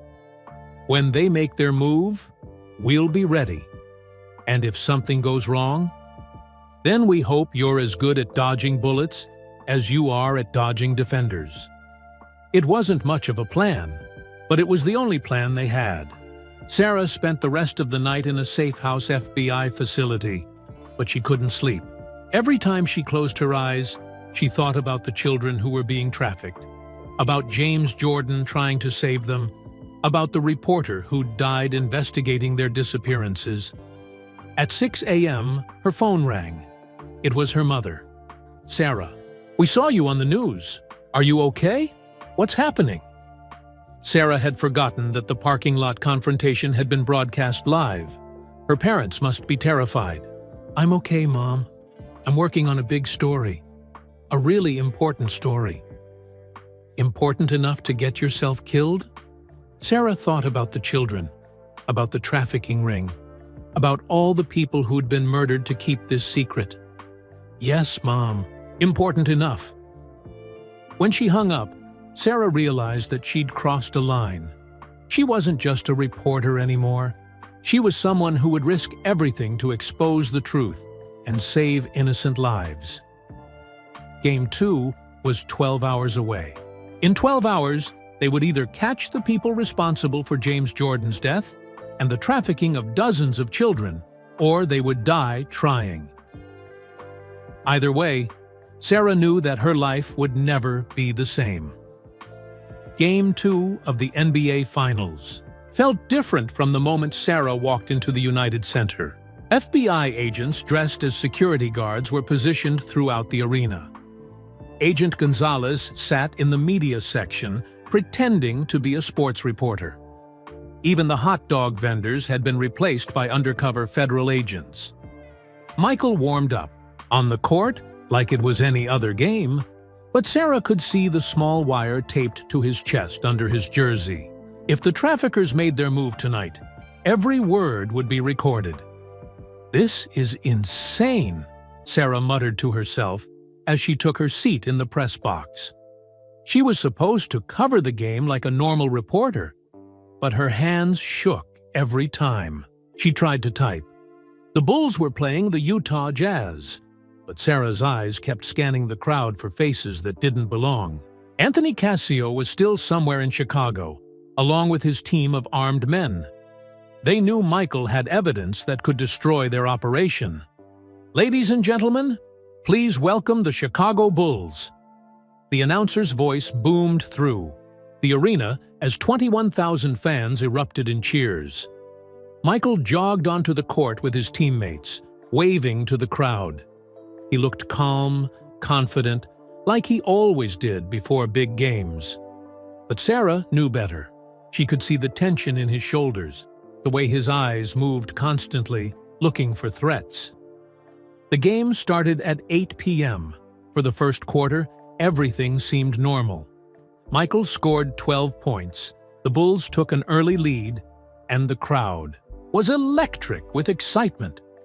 Sarah almost let herself believe that maybe the traffickers wouldn't try anything during such a public event. Then, during the first time out, Agent Gonzalez's voice crackled through Sarah's earpiece. "We have movement. 3 men in Section 108, row 15. They're not watching the game." Sarah looked toward Section 108. 3 men in expensive suits were sitting together, but their eyes weren't on the basketball court. They were watching Michael.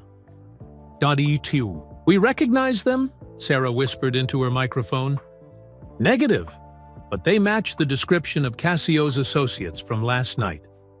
The second quarter began. Michael continued playing brilliantly, but Sarah noticed he was staying closer to his teammates than usual. He wasn't taking his normal isolation plays, wasn't driving to the basket alone. At halftime, with the Bulls leading 52-48, Michael disappeared into the tunnel with his team. That's when Sarah's phone buzzed with a text from an unknown number. "Meet us in Tunnel B or the children die tonight." Sarah's blood turned to ice. She showed the message to Agent Gonzalez, who immediately started speaking into her radio. "Chalu, units, we have a credible threat. Suspect is using children as leverage. Michael, do you copy?" Michael's voice came through the earpiece, slightly out of breath from playing. "I copy. What do you need me to do?" "They want to meet in Tunnel B. It's obviously a trap. But if they really have children..." Sarah understood Michael's dilemma. If the traffickers were holding kids hostage, they couldn't ignore the threat. "Agent Gonzalez," Sarah said, "what if we give them what they want, but on our terms?" "What do you mean?" Michael goes to Tunnel B, but with backup. Hidden cameras, agents in position. We catch them in the act of threatening him. Too risky. Everything we've done has been risky. But we're running out of time. If they're planning to move those children tonight... Agent Gonzalez was quiet for a moment. "Michael, it's your call." Michael's voice was steady. "I'm going to Tunnel B, but I want agents. Close enough to help if things go wrong." "Understood. Give us 5 minutes to get into position." The third quarter started without Michael on the court. The Bulls coach told the crowd that Jordan was dealing with a minor injury and would return soon. But Sarah knew he was walking into the most dangerous situation of his life.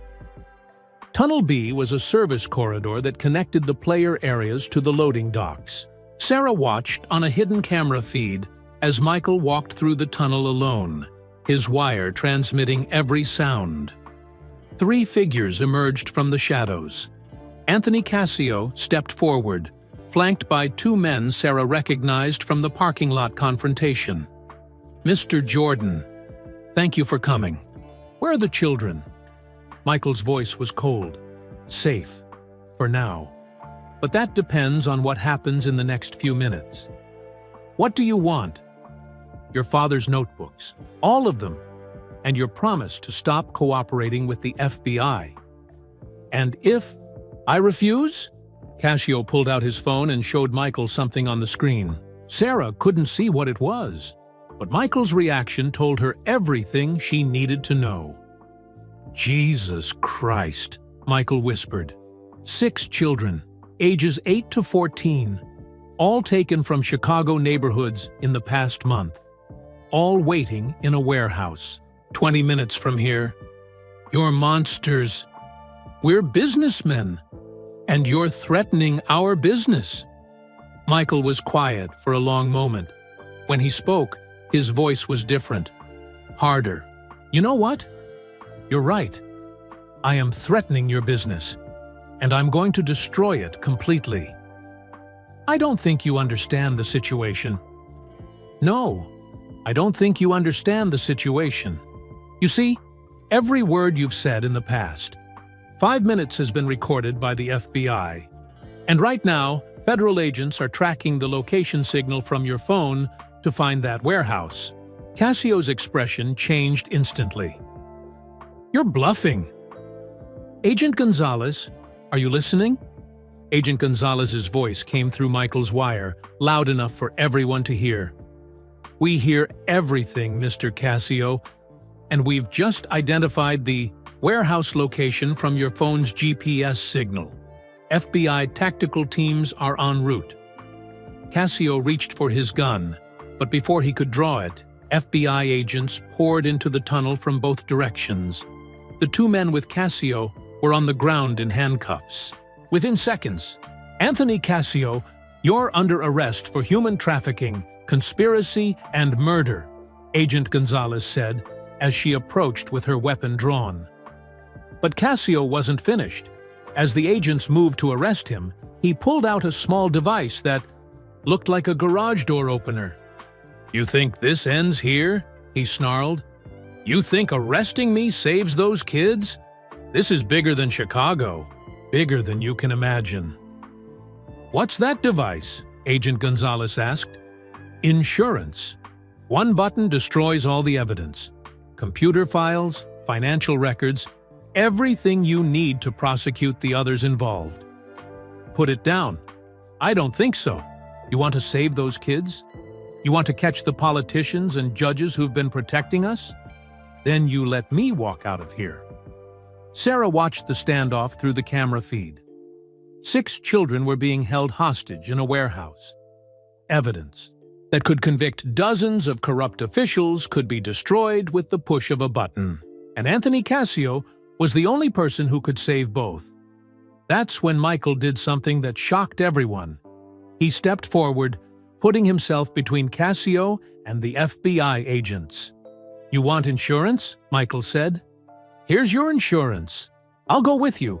Me for the kids. 1 for 6. Michael, no! Agent Gonzalez shouted. Let me finish. I'll go with you, but only if you release the children first. And only if you give the FBI that device. Cassio laughed. You think I'm stupid? I think you're smart enough to know that kidnapping Michael Jordan will bring down more heat than your organization can handle. But letting him help you escape might actually work. Sarah realized what Michael was doing. He was buying time, keeping Cassio talking while FBI agents moved into position at the warehouse. You have 10 seconds to decide, Michael continued. Take me hostage and become the most wanted man in America, or let me help you disappear quietly. Cassio looked around the tunnel. FBI agents had him surrounded, but he still had the device that could destroy years of evidence. 5 seconds, Michael said. That's when Sarah heard Agent Gonzalez's voice in her earpiece. Warehouse secured. All 6 children safe. Repeat, all children are safe. Michael must have heard the same message through his wire because his entire demeanor changed. Actually, Michael said to Cassio, I changed my mind. I'm not going anywhere with you. Before Cassio could react, Michael tackled him. The device flew out of his hands and skittered across the tunnel floor. Agent Gonzalez grabbed it, while 2 other agents subdued Casio. "It's over," Agent Gonzalez said into her radio. "Suspect in custody. Evidence secured. Children safe." Sarah slumped in her chair, overwhelmed with relief. They'd done it. They'd caught the people responsible for James Jordan's death and saved 6 children from a trafficking ring. But even as FBI agents led Casio away in handcuffs, Sarah knew this was just the beginning. The device he'd been carrying contained evidence that would implicate dozens of other people. Politicians, judges, businessmen, all the corrupt officials who'd been protecting the trafficking operation. Michael returned to the basketball court for the 4th quarter. The crowd had no idea what had just happened in Tunnel B. To them, their hero had simply returned from treating an injury.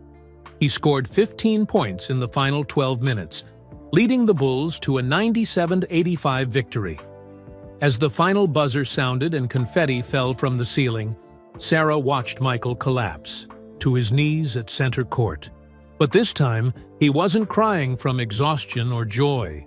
He was crying because, after 5 years, he finally had justice for his father's death. In the locker room after the game, Sarah found Michael sitting alone, still in his uniform. "How does it feel?" she asked. "Like I can finally breathe again. Like my father can finally rest in peace." "What happens now?" Michael looked at her with eyes that seemed older than they had a week ago. "Now we make sure this never happens again. Now we use our voices to protect other children. Now we turn this nightmare into something that actually helps people."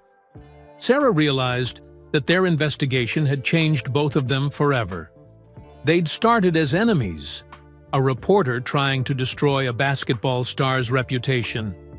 They'd become partners in exposing one of the most evil conspiracies either of them had ever imagined. "Michael, there's something I need to ask you." "What?" "Your father's phone call, the night before he died. You said he told you he had information that could hurt important people. Did he ever tell you he was going to the FBI?" Michael was quiet for a long moment. "Actually, Sarah, he did tell me something else. Something I haven't told anyone, not even Agent Gonzalez." "What?" Michael looked directly at her. "He said he thought someone in the FBI might be involved. Someone who'd been tipping off the traffickers about investigations." Sarah's heart stopped. "Are you saying—" "I'm saying we may have just solved one conspiracy, but there might be another one, a bigger one." As Sarah processed this new information, she realized that their investigation was far from over. If there were corrupt FBI agents protecting child traffickers, then the conspiracy went even deeper than they'd imagined. But for tonight, 6 children were safe. Anthony Casio was in custody. And James Jordan's murder had finally been solved. It was a start. 6 months after the arrests at the United Center, Sarah sat in the Chicago Tribune newsroom, staring at her computer screen. The cursor blinked on a blank document titled The Jordan Files, Part 7. She was writing a series about the investigation, but today's article was the hardest one yet. Her editor, Frank Morrison, walked over with a cup of coffee and a proud smile. Ever since Sarah's investigation had exposed the trafficking ring, she'd become the Tribune's star reporter. The paper had won 3 journalism awards, and Sarah had received job offers from newspapers across the country. "How's the follow-up piece coming?" Frank asked, slowly. "It's hard to write about the corruption trial when new evidence keeps coming out every day." The trials had been going on for 4 months. Anthony Casio had pled guilty and was cooperating with federal prosecutors. His testimony had led to the arrests of 37 people, including 2 city councilmen, a federal judge, and a state senator. But as Michael had suspected, the corruption went deeper than anyone had imagined. "Any word on the FBI investigation?" Frank asked. Sarah nodded grimly. 3 agents have been arrested so far, including one who was feeding information to the traffickers for 2 years. The revelation that FBI agents had been protecting the ABV trafficking ring had shocked the entire law enforcement community. Agent Rita Gonzalez was leading an internal investigation, but Sarah knew it would take years to root out all the corruption. Sarah's phone buzzed with a text message from Michael. "Foundation meeting at 3 p.m. Can you make it?" She typed back, "I'll be there." The James R. Jordan Boys and Girls Club had opened 3 months ago in the South Side neighborhood where Marcus Williams lived. It was a beautiful facility with basketball courts, computer labs, tutoring rooms, and counseling services for kids who'd experienced trauma. Sarah drove to the club, thinking about how much her life had changed since that first phone call from Vincent Torino.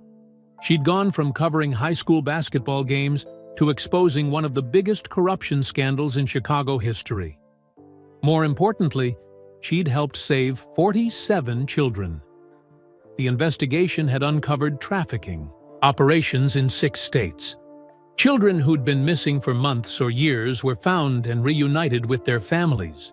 Some, like the 6 kids rescued from the warehouse, were still recovering from their experiences. Michael was waiting for her in the conference room at the boys' club. He looked older than he had during the basketball season, but more peaceful. The weight he'd carried for 5 years was finally gone. "How are the kids doing?" Sarah asked, settling into a chair across from him. "Better. Dr. Martinez says trauma recovery takes time, but they're making progress. The youngest one, Tommy, just started sleeping through the night without nightmares." Sarah smiled. Tommy was 8 years old, the same age Michael had been when his father first taught him to play basketball. The connection wasn't lost on either of them. "What about the older kids?" "Maria starts high school in the fall. She wants to be a social worker when she grows up, to help other kids who've been through what she experienced." Michael's voice was proud. "They're all fighters, survivors." Sarah opened her notebook. "I'm working on a follow-up story about the foundation. Can you tell me about the expansion plans?" "We're opening 3 more clubs next year. One in Detroit, one in Atlanta, one in Los Angeles. All in neighborhoods where kids are most at risk." Michael had donated $10 million of his own money to start the foundation.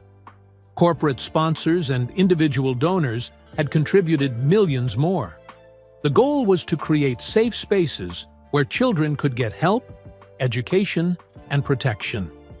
"But it's not just about the clubs," Michael continued. "We're also working with law enforcement to train officers to recognize signs of trafficking. And we're funding research into how criminal networks recruit and move children." Sarah took notes, but she was also thinking about the personal cost of their investigation. Michael had retired from basketball after leading the Bulls to their 6th championship. At 35, he was still playing at an elite level, but he'd decided to dedicate his life to protecting children. "Do you ever regret giving up basketball?" Sarah asked. Michael was quiet for a moment. "Basketball gave me everything: fame, money, the ability to help people. But this work, this is what my father would have wanted me to do. You think he'd be proud?" "I know he would. Dad always said that talent is a gift, but what you do with it is a choice. I'm finally making the right choice." Sarah's phone rang. She looked at the caller ID and frowned. It was Agent Gonzalez. "I should take this," Sarah said, stepping into the hallway. "Sarah, we need to meet. Tonight. There's been a development in the FBI corruption investigation." "What kind of development?" "The kind that makes everything we thought we knew about this case look small. Can you meet me at the Federal Building at 7 p.m.? "I'll be there." Sarah returned to the conference room where Michael was reviewing architectural plans for the Detroit Club. That was Agent Gonzalez. She wants to meet tonight about the FBI investigation.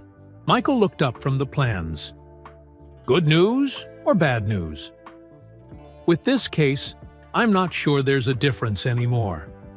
That evening, Sarah and Michael met Agent Gonzalez in the same secure conference room where they'd first learned about the trafficking operation. But this time, Agent Gonzalez looked tired and worried. What we've discovered in the past week changes everything, she began. The corruption in the FBI wasn't just about protecting a trafficking ring, it was about protecting a much larger criminal network. She opened a new file folder, thick with documents and photographs. The traffickers were just one part of a broader conspiracy. Money laundering, arms dealing, drug trafficking, political corruption, all connected to the same network of people. Sarah felt a familiar chill. How big are we talking? International. We've found connections to criminal organizations in 12 countries. The poker games in Chicago were just one small piece of a global operation. Michael leaned forward. Are you saying my father stumbled onto something even bigger than we realized? Your father documented the American operations of one of the largest criminal networks in the world. If he'd lived to testify, he could have brought down hundreds of people across multiple countries. Agent Gonzalez showed them a map covered with red pins. Each pin represented a location where the network operated. Cities across the United States, Canada, Mexico, and Europe. The good news is that your investigation gave us the breakthrough we needed. Cassio's device contained financial records that allowed us to trace money flows across borders. We've made arrests in 8 countries so far. And the bad news? Sarah asked. The bad news is that we've only scratched the surface. There are still powerful people involved who haven't been caught. And some of them know that you two are responsible for exposing their operation. Michael and Sarah exchanged glances. They'd thought the danger was over after Cassio's arrest. Are we still in danger? Sarah asked. We think so, which is why we're offering you both witness protection. Michael shook his head immediately. I'm not hiding. I have a foundation to run. Kids who depend on me. Michael, be reasonable. I was reasonable for 5 years, and it got us nowhere. Sometimes you have to stand and fight. Sarah understood his position, but she also understood the reality of their situation. Agent Gonzalez, what if we compromise? What if we agree to extra security but continue our work? What do you mean? I mean federal protection while we keep investigating. Keep writing stories. Keep exposing corruption, but with backup. Agent Gonzalez considered this. It's risky, but it might work. The more public attention this story gets, the harder it becomes for them to silence you. Michael nodded. Then, that's what we do. We keep fighting, but we fight smart. Over the next hour, they planned a strategy that would allow Sarah to continue her reporting, while Michael expanded his foundation work. Federal agents would provide security, but Sarah and Michael would remain visible, continuing to pressure corrupt officials and protect vulnerable children. There's one more thing, Agent Gonzalez said, as they prepared to leave. We've identified the person who was feeding information to the traffickers from within the FBI. Who? Assistant Director William Crawford. He's been in charge of organized crime investigations for the past 8 years. He knew about every major investigation, every witness, every piece of evidence. Sarah felt sick. Crawford had been in a position to protect criminal networks from federal investigation for nearly a decade. How many people died because of his corruption? Michael asked. We're still investigating, but it's at least 15 people over the past 5 years. Witnesses, investigators, journalists, all killed because Crawford warned the criminals they were in danger. Michael's hands clenched into fists. My father could have been saved. If Crawford hadn't been protecting the network, yes, your father's information would have led to arrests before he was killed. Sarah put her hand on Michael's arm. She could see the anger and grief in his eyes. Michael, we can't change what happened to your father, but we can make sure it doesn't happen to anyone else. When they left the federal building, Sarah and Michael walked to their cars in silence. The weight of what they'd learned was overwhelming. James Jordan's death was connected to a criminal network that spanned the globe. Dozens of people had died to protect secrets that reached into the highest levels of government and law enforcement. "What do we do now?" Sarah asked. Michael looked up at the Chicago skyline, the same view his father would have seen driving through the city. "Now we honor his memory by finishing what he started. We expose every corrupt official, save every child we can, and make sure the truth comes out. Even if it takes the rest of our lives, especially if it takes the rest of our lives."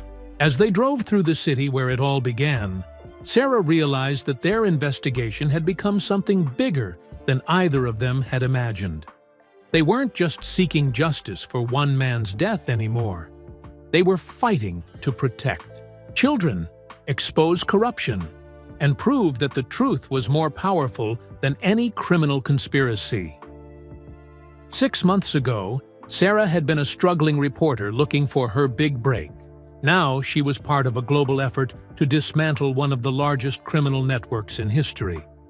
It wasn't the career she'd planned, but it was the career that mattered most. The work was dangerous, the enemy was powerful, and the fight would never truly end. But for the first time in her life, Sarah knew she was exactly where she belonged. 1 year after Anthony Cassio's arrest, Sarah Chen sat in her new office at the Chicago Tribune. The walls were covered with awards, photos from her investigation, and a large map showing the locations of James R. Jordan boys and girls clubs across the country. Her desk held stacks of letters from children and families whose lives had been changed by her reporting. But today, Sarah was focused on a single document that had arrived by courier that morning. The return address was from the Federal Correctional Institution in Terre Haute, Indiana. The sender was Anthony Cassio. Sarah had been expecting this letter for months. Cassio had been cooperating with federal prosecutors, but he'd also been hinting that he had one final secret, something he'd been saving until all the other trials were finished. Now, with Assistant Director Crawford convicted and sentenced to life in prison, and the last of the corrupt officials behind bars, Cassio was finally ready to reveal his biggest secret. Sarah opened the letter with hands that trembled slightly. "Miss Chen, you think you know the whole story. You think you've solved every mystery and caught every criminal. But there's one more thing you need to know. One more truth that will change everything you believe about this case. Your investigation saved 47 children from our trafficking network. But there was one more child, one whose rescue meant more to Michael Jordan than you could possibly understand. Meet me at the prison this Saturday at 2 p.m. Come alone. What I have to tell you will explain why Michael Jordan really retired from basketball and why his father's death was even more personal than you realized." Anthony Cassio Sarah read the letter 3 times, her mind racing. What could Cassio possibly know that would change their understanding of the case? They'd uncovered the trafficking ring, exposed the corruption, saved dozens of children. What was left? She picked up her phone and called Michael. "Sarah, good to hear from you. How's the new book coming?" Sarah was writing a book about their investigation, with all proceeds going to the foundation. "It's going well. But Michael, I need to ask you something. Has Cassio ever tried to contact you?" There was a pause. "Why?" "I got a letter from him today.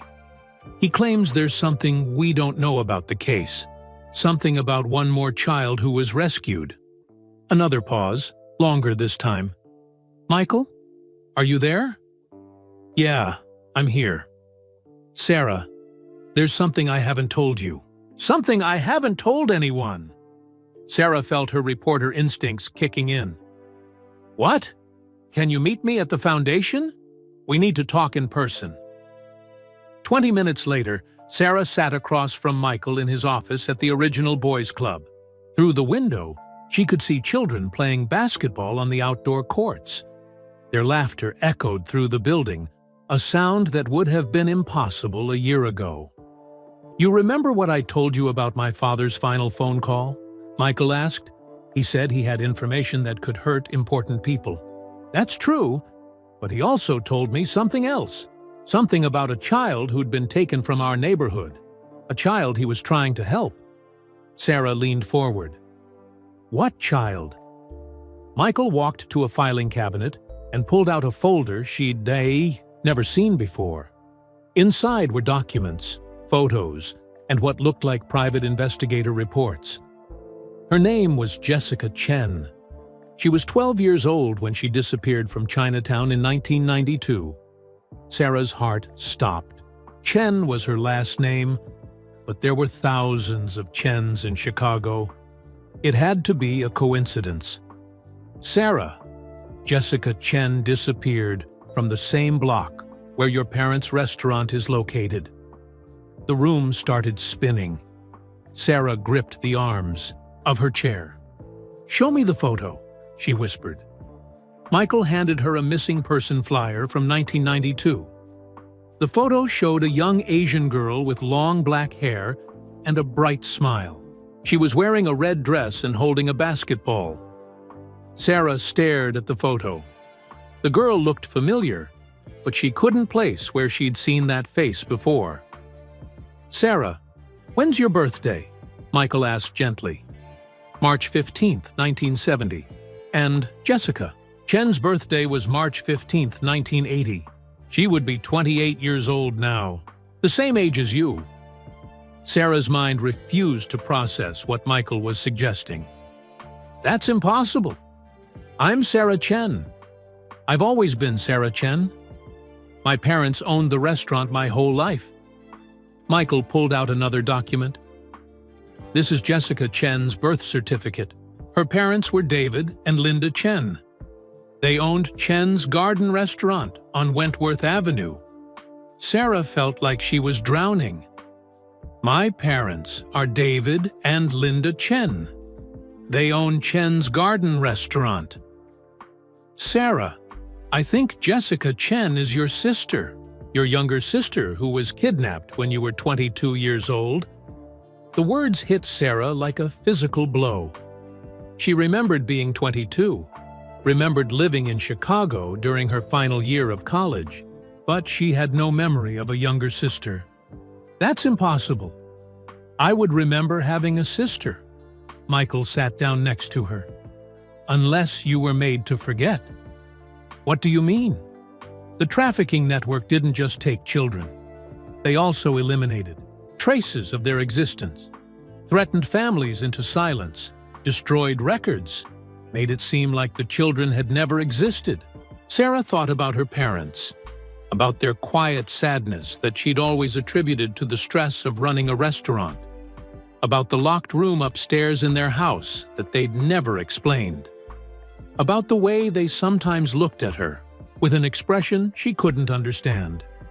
If I had a sister, why wouldn't my parents tell me? Because they were threatened. Because they were told that if they ever spoke about Jessica, their other daughter might disappear too. Michael showed her more documents. Financial records showing payments from David and Linda Chen to various people over the years. Payments that looked suspiciously like extortion. Your parents have been paying money to keep you safe, Sarah. For over 20 years, they've been buying your safety with their silence about Jessica. Sarah's phone rang. The caller ID showed her mother's number. Answer it, Michael said gently. Mom? Sarah's voice was shaky. Sarah? Where are you? You sound upset. Mom, I need to ask you something. Did I ever have a sister? The line went completely quiet. Sarah could hear her mother breathing, but no words came. Mom? Sarah, come home. Come home right now. Your father and I need to talk to you. The drive to her parents' restaurant felt like the longest 20 minutes of Sarah's life.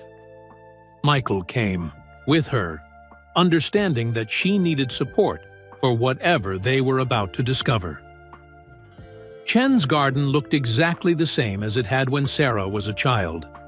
Red lanterns hung from the ceiling, the smell of garlic and ginger filled the air, and her parents stood behind the counter looking older and more tired than she'd ever seen them. Mom, Dad, this is Michael Jordan. Her parents bowed respectfully, but their eyes were filled with fear. Sarah, her father said quietly, we need to go upstairs. They climbed the narrow stairs to the apartment above the restaurant. Her parents led her to the locked room she'd always wondered about. Her father pulled out a key and opened the door. Inside was a child's bedroom, perfectly preserved. Pink walls, stuffed animals, a desk with homework assignments dated 1992. On the wall were dozens of photos of two girls, one who looked exactly like Sarah at age 22, and one who was the girl from the missing person flyer. Sarah, her mother said, tears streaming down her face. This was your sister Jessica's room. Sarah stared at the photos. Slowly, memories began to surface. Fragments of scenes she'd somehow forgotten. Playing basketball with a younger girl, teaching someone to ride a bike, helping with homework at the restaurant. Why can't I remember her clearly? Her father sat down heavily on Jessica's bed. Because we made you forget. We paid for therapy to help you block the memories. We thought it would protect you. Protect me from what? From the people who took her. They told us that if we ever spoke about Jessica, if we ever tried to find her, they would take you too. Sarah's mother pulled out a shoebox filled with letters. But we never stopped looking. We hired private investigators, paid informants, followed every lead. We spent every penny we had trying to find her. Michael stepped forward. Mr. and Mrs. Chen, I think we found her. Sarah's parents looked at him with hope and terror. The trafficking network we exposed kept detailed records. Children they'd taken, families they'd threatened, money they'd collected. Jessica's name is in those records. Is she alive? Sarah's mother whispered. Yes, she's alive. And she's been looking for you, too. Michael explained how the investigation had uncovered Jessica's trail. She'd been held by the trafficking network for 3 years before managing to escape in 1995. She'd been living under a different name, working with social services to help other rescued children. She's been working at a children's shelter in Detroit, using the name Jennifer Walsh. She's 28 years old now, married, with a daughter of her own. Sarah's legs gave out. She sat down hard on Jessica's childhood bed, surrounded by memories that were slowly returning. She knows about me? She's been trying to find you for years, but the therapy you received, the memory blocks, it made you essentially invisible to her searches. She was looking for Sarah Chen, who remembered having a sister, not Sarah Chen, who'd forgotten. Her mother was sobbing now. We thought we were protecting you. We thought if you forgot about Jessica, you'd be safe. But instead, you took away my memories of my own sister. Sarah's father nodded miserably. We made a terrible choice. We were so scared of losing you, too. Michael pulled out his phone. Would you like to call her? Sarah looked around Jessica's room, at the photos of two sisters who'd been separated by criminals and fear. at parents who'd sacrificed everything to protect one daughter while never stopping their search for the other. "Yes," Sarah said. "I want to call my sister." 20 minutes later, Sarah heard Jessica's voice for the first time in over 20 years. "Sarah? Is it really you?" "Jessica, I'm so sorry I forgot about you. I'm so sorry I didn't keep looking. You were made to forget. It wasn't your choice. But Sarah, I never forgot about you. Not for one day." They talked for 2 hours. Jessica told Sarah about her escape, her years in foster care, her work helping other trafficking survivors. Sarah told Jessica about their parents, about the investigation, about how the criminals who'd taken her were finally in prison. "I have a daughter," Jessica said. "Her name is Sarah. I named her after you." When the call ended, Sarah sat in her sister's childhood room with her parents and Michael, trying to process everything she'd learned. "The trafficking network took Jessica to hurt our family," her father explained. "But they also used her disappearance to control us. Every year, they'd send a photo proving she was alive, along with demands for money and silence." "That's why you've been struggling financially," Sarah realized. "You've been paying them for 20 years. We would have paid for 100 years if it meant keeping you safe." Michael stood up. "Mr. and Mrs. Chen, those payments are over. The people who threatened your family are in prison. And tomorrow, if Sarah agrees, we're going to bring Jessica home." Sarah looked at the photos on the wall. 2 sisters separated by crime and fear, but never really apart. Her investigation into Michael Jordan's gambling had led her to uncover a trafficking network. That investigation had saved 47 children, but the most important child they'd saved was one she'd never known they were looking for: her own sister. "Michael," Sarah said, "do you think this is why I was chosen to investigate your story? Do you think someone knew that following your father's murder would lead me to Jessica?" Michael smiled. "I think your father, both your fathers, were watching over us. I think they made sure the right reporter got the right story at the right time." Sarah picked up one of the photos from Jessica's desk. It showed 2 sisters playing basketball in the alley behind the restaurant. In the photo, the older sister was teaching the younger one how to shoot. "You know what the most stunning thing is?" Sarah said. "What?" "They tried to destroy our family with lies and threats and violence. They tried to make us forget each other, make us afraid, make us weak."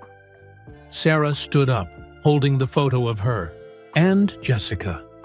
"But the truth brought us back together. Love brought us back together. And tomorrow, for the first time in 20 years, my sister is coming home." Michael Jordan had confronted a reporter who tried to cancel him with lies about gambling. But the real story was much more stunning than anyone could have imagined. The story wasn't about a basketball player's gambling addiction. It was about 2 sisters separated by evil but reunited by truth. It was about parents who sacrificed everything to protect their children. It was about a father who died trying to save other people's kids. Most of all, it was about the power of truth to heal even the deepest wounds and bring families back together. Sarah Chen had started this investigation looking for a career-making story. She'd found something much more valuable. She'd found her sister. She'd found her purpose. And she'd learned that sometimes the most important stories are the ones that save the people you love most. We'd love to know where you're listening from. Drop a comment below and tell us your city or country. It's amazing to connect with viewers from all around the world. If this story moved you, please hit that like button and subscribe to our channel for more incredible true stories that will inspire, shock, and remind you of the power of truth and love. We share amazing tales every week that you won't want to miss. And don't keep this story to yourself. Share it with your friends and family. Stories like this remind us that truth always wins, love conquers fear, and sometimes the most important discoveries come from the most unexpected places. By sharing, you're helping spread kindness and awareness about the real issues that matter. Thank you for listening. And remember, the most stunning revelations often come from the courage to ask the right questions and never give up on finding the truth. Until next time, keep believing in the power of love and family.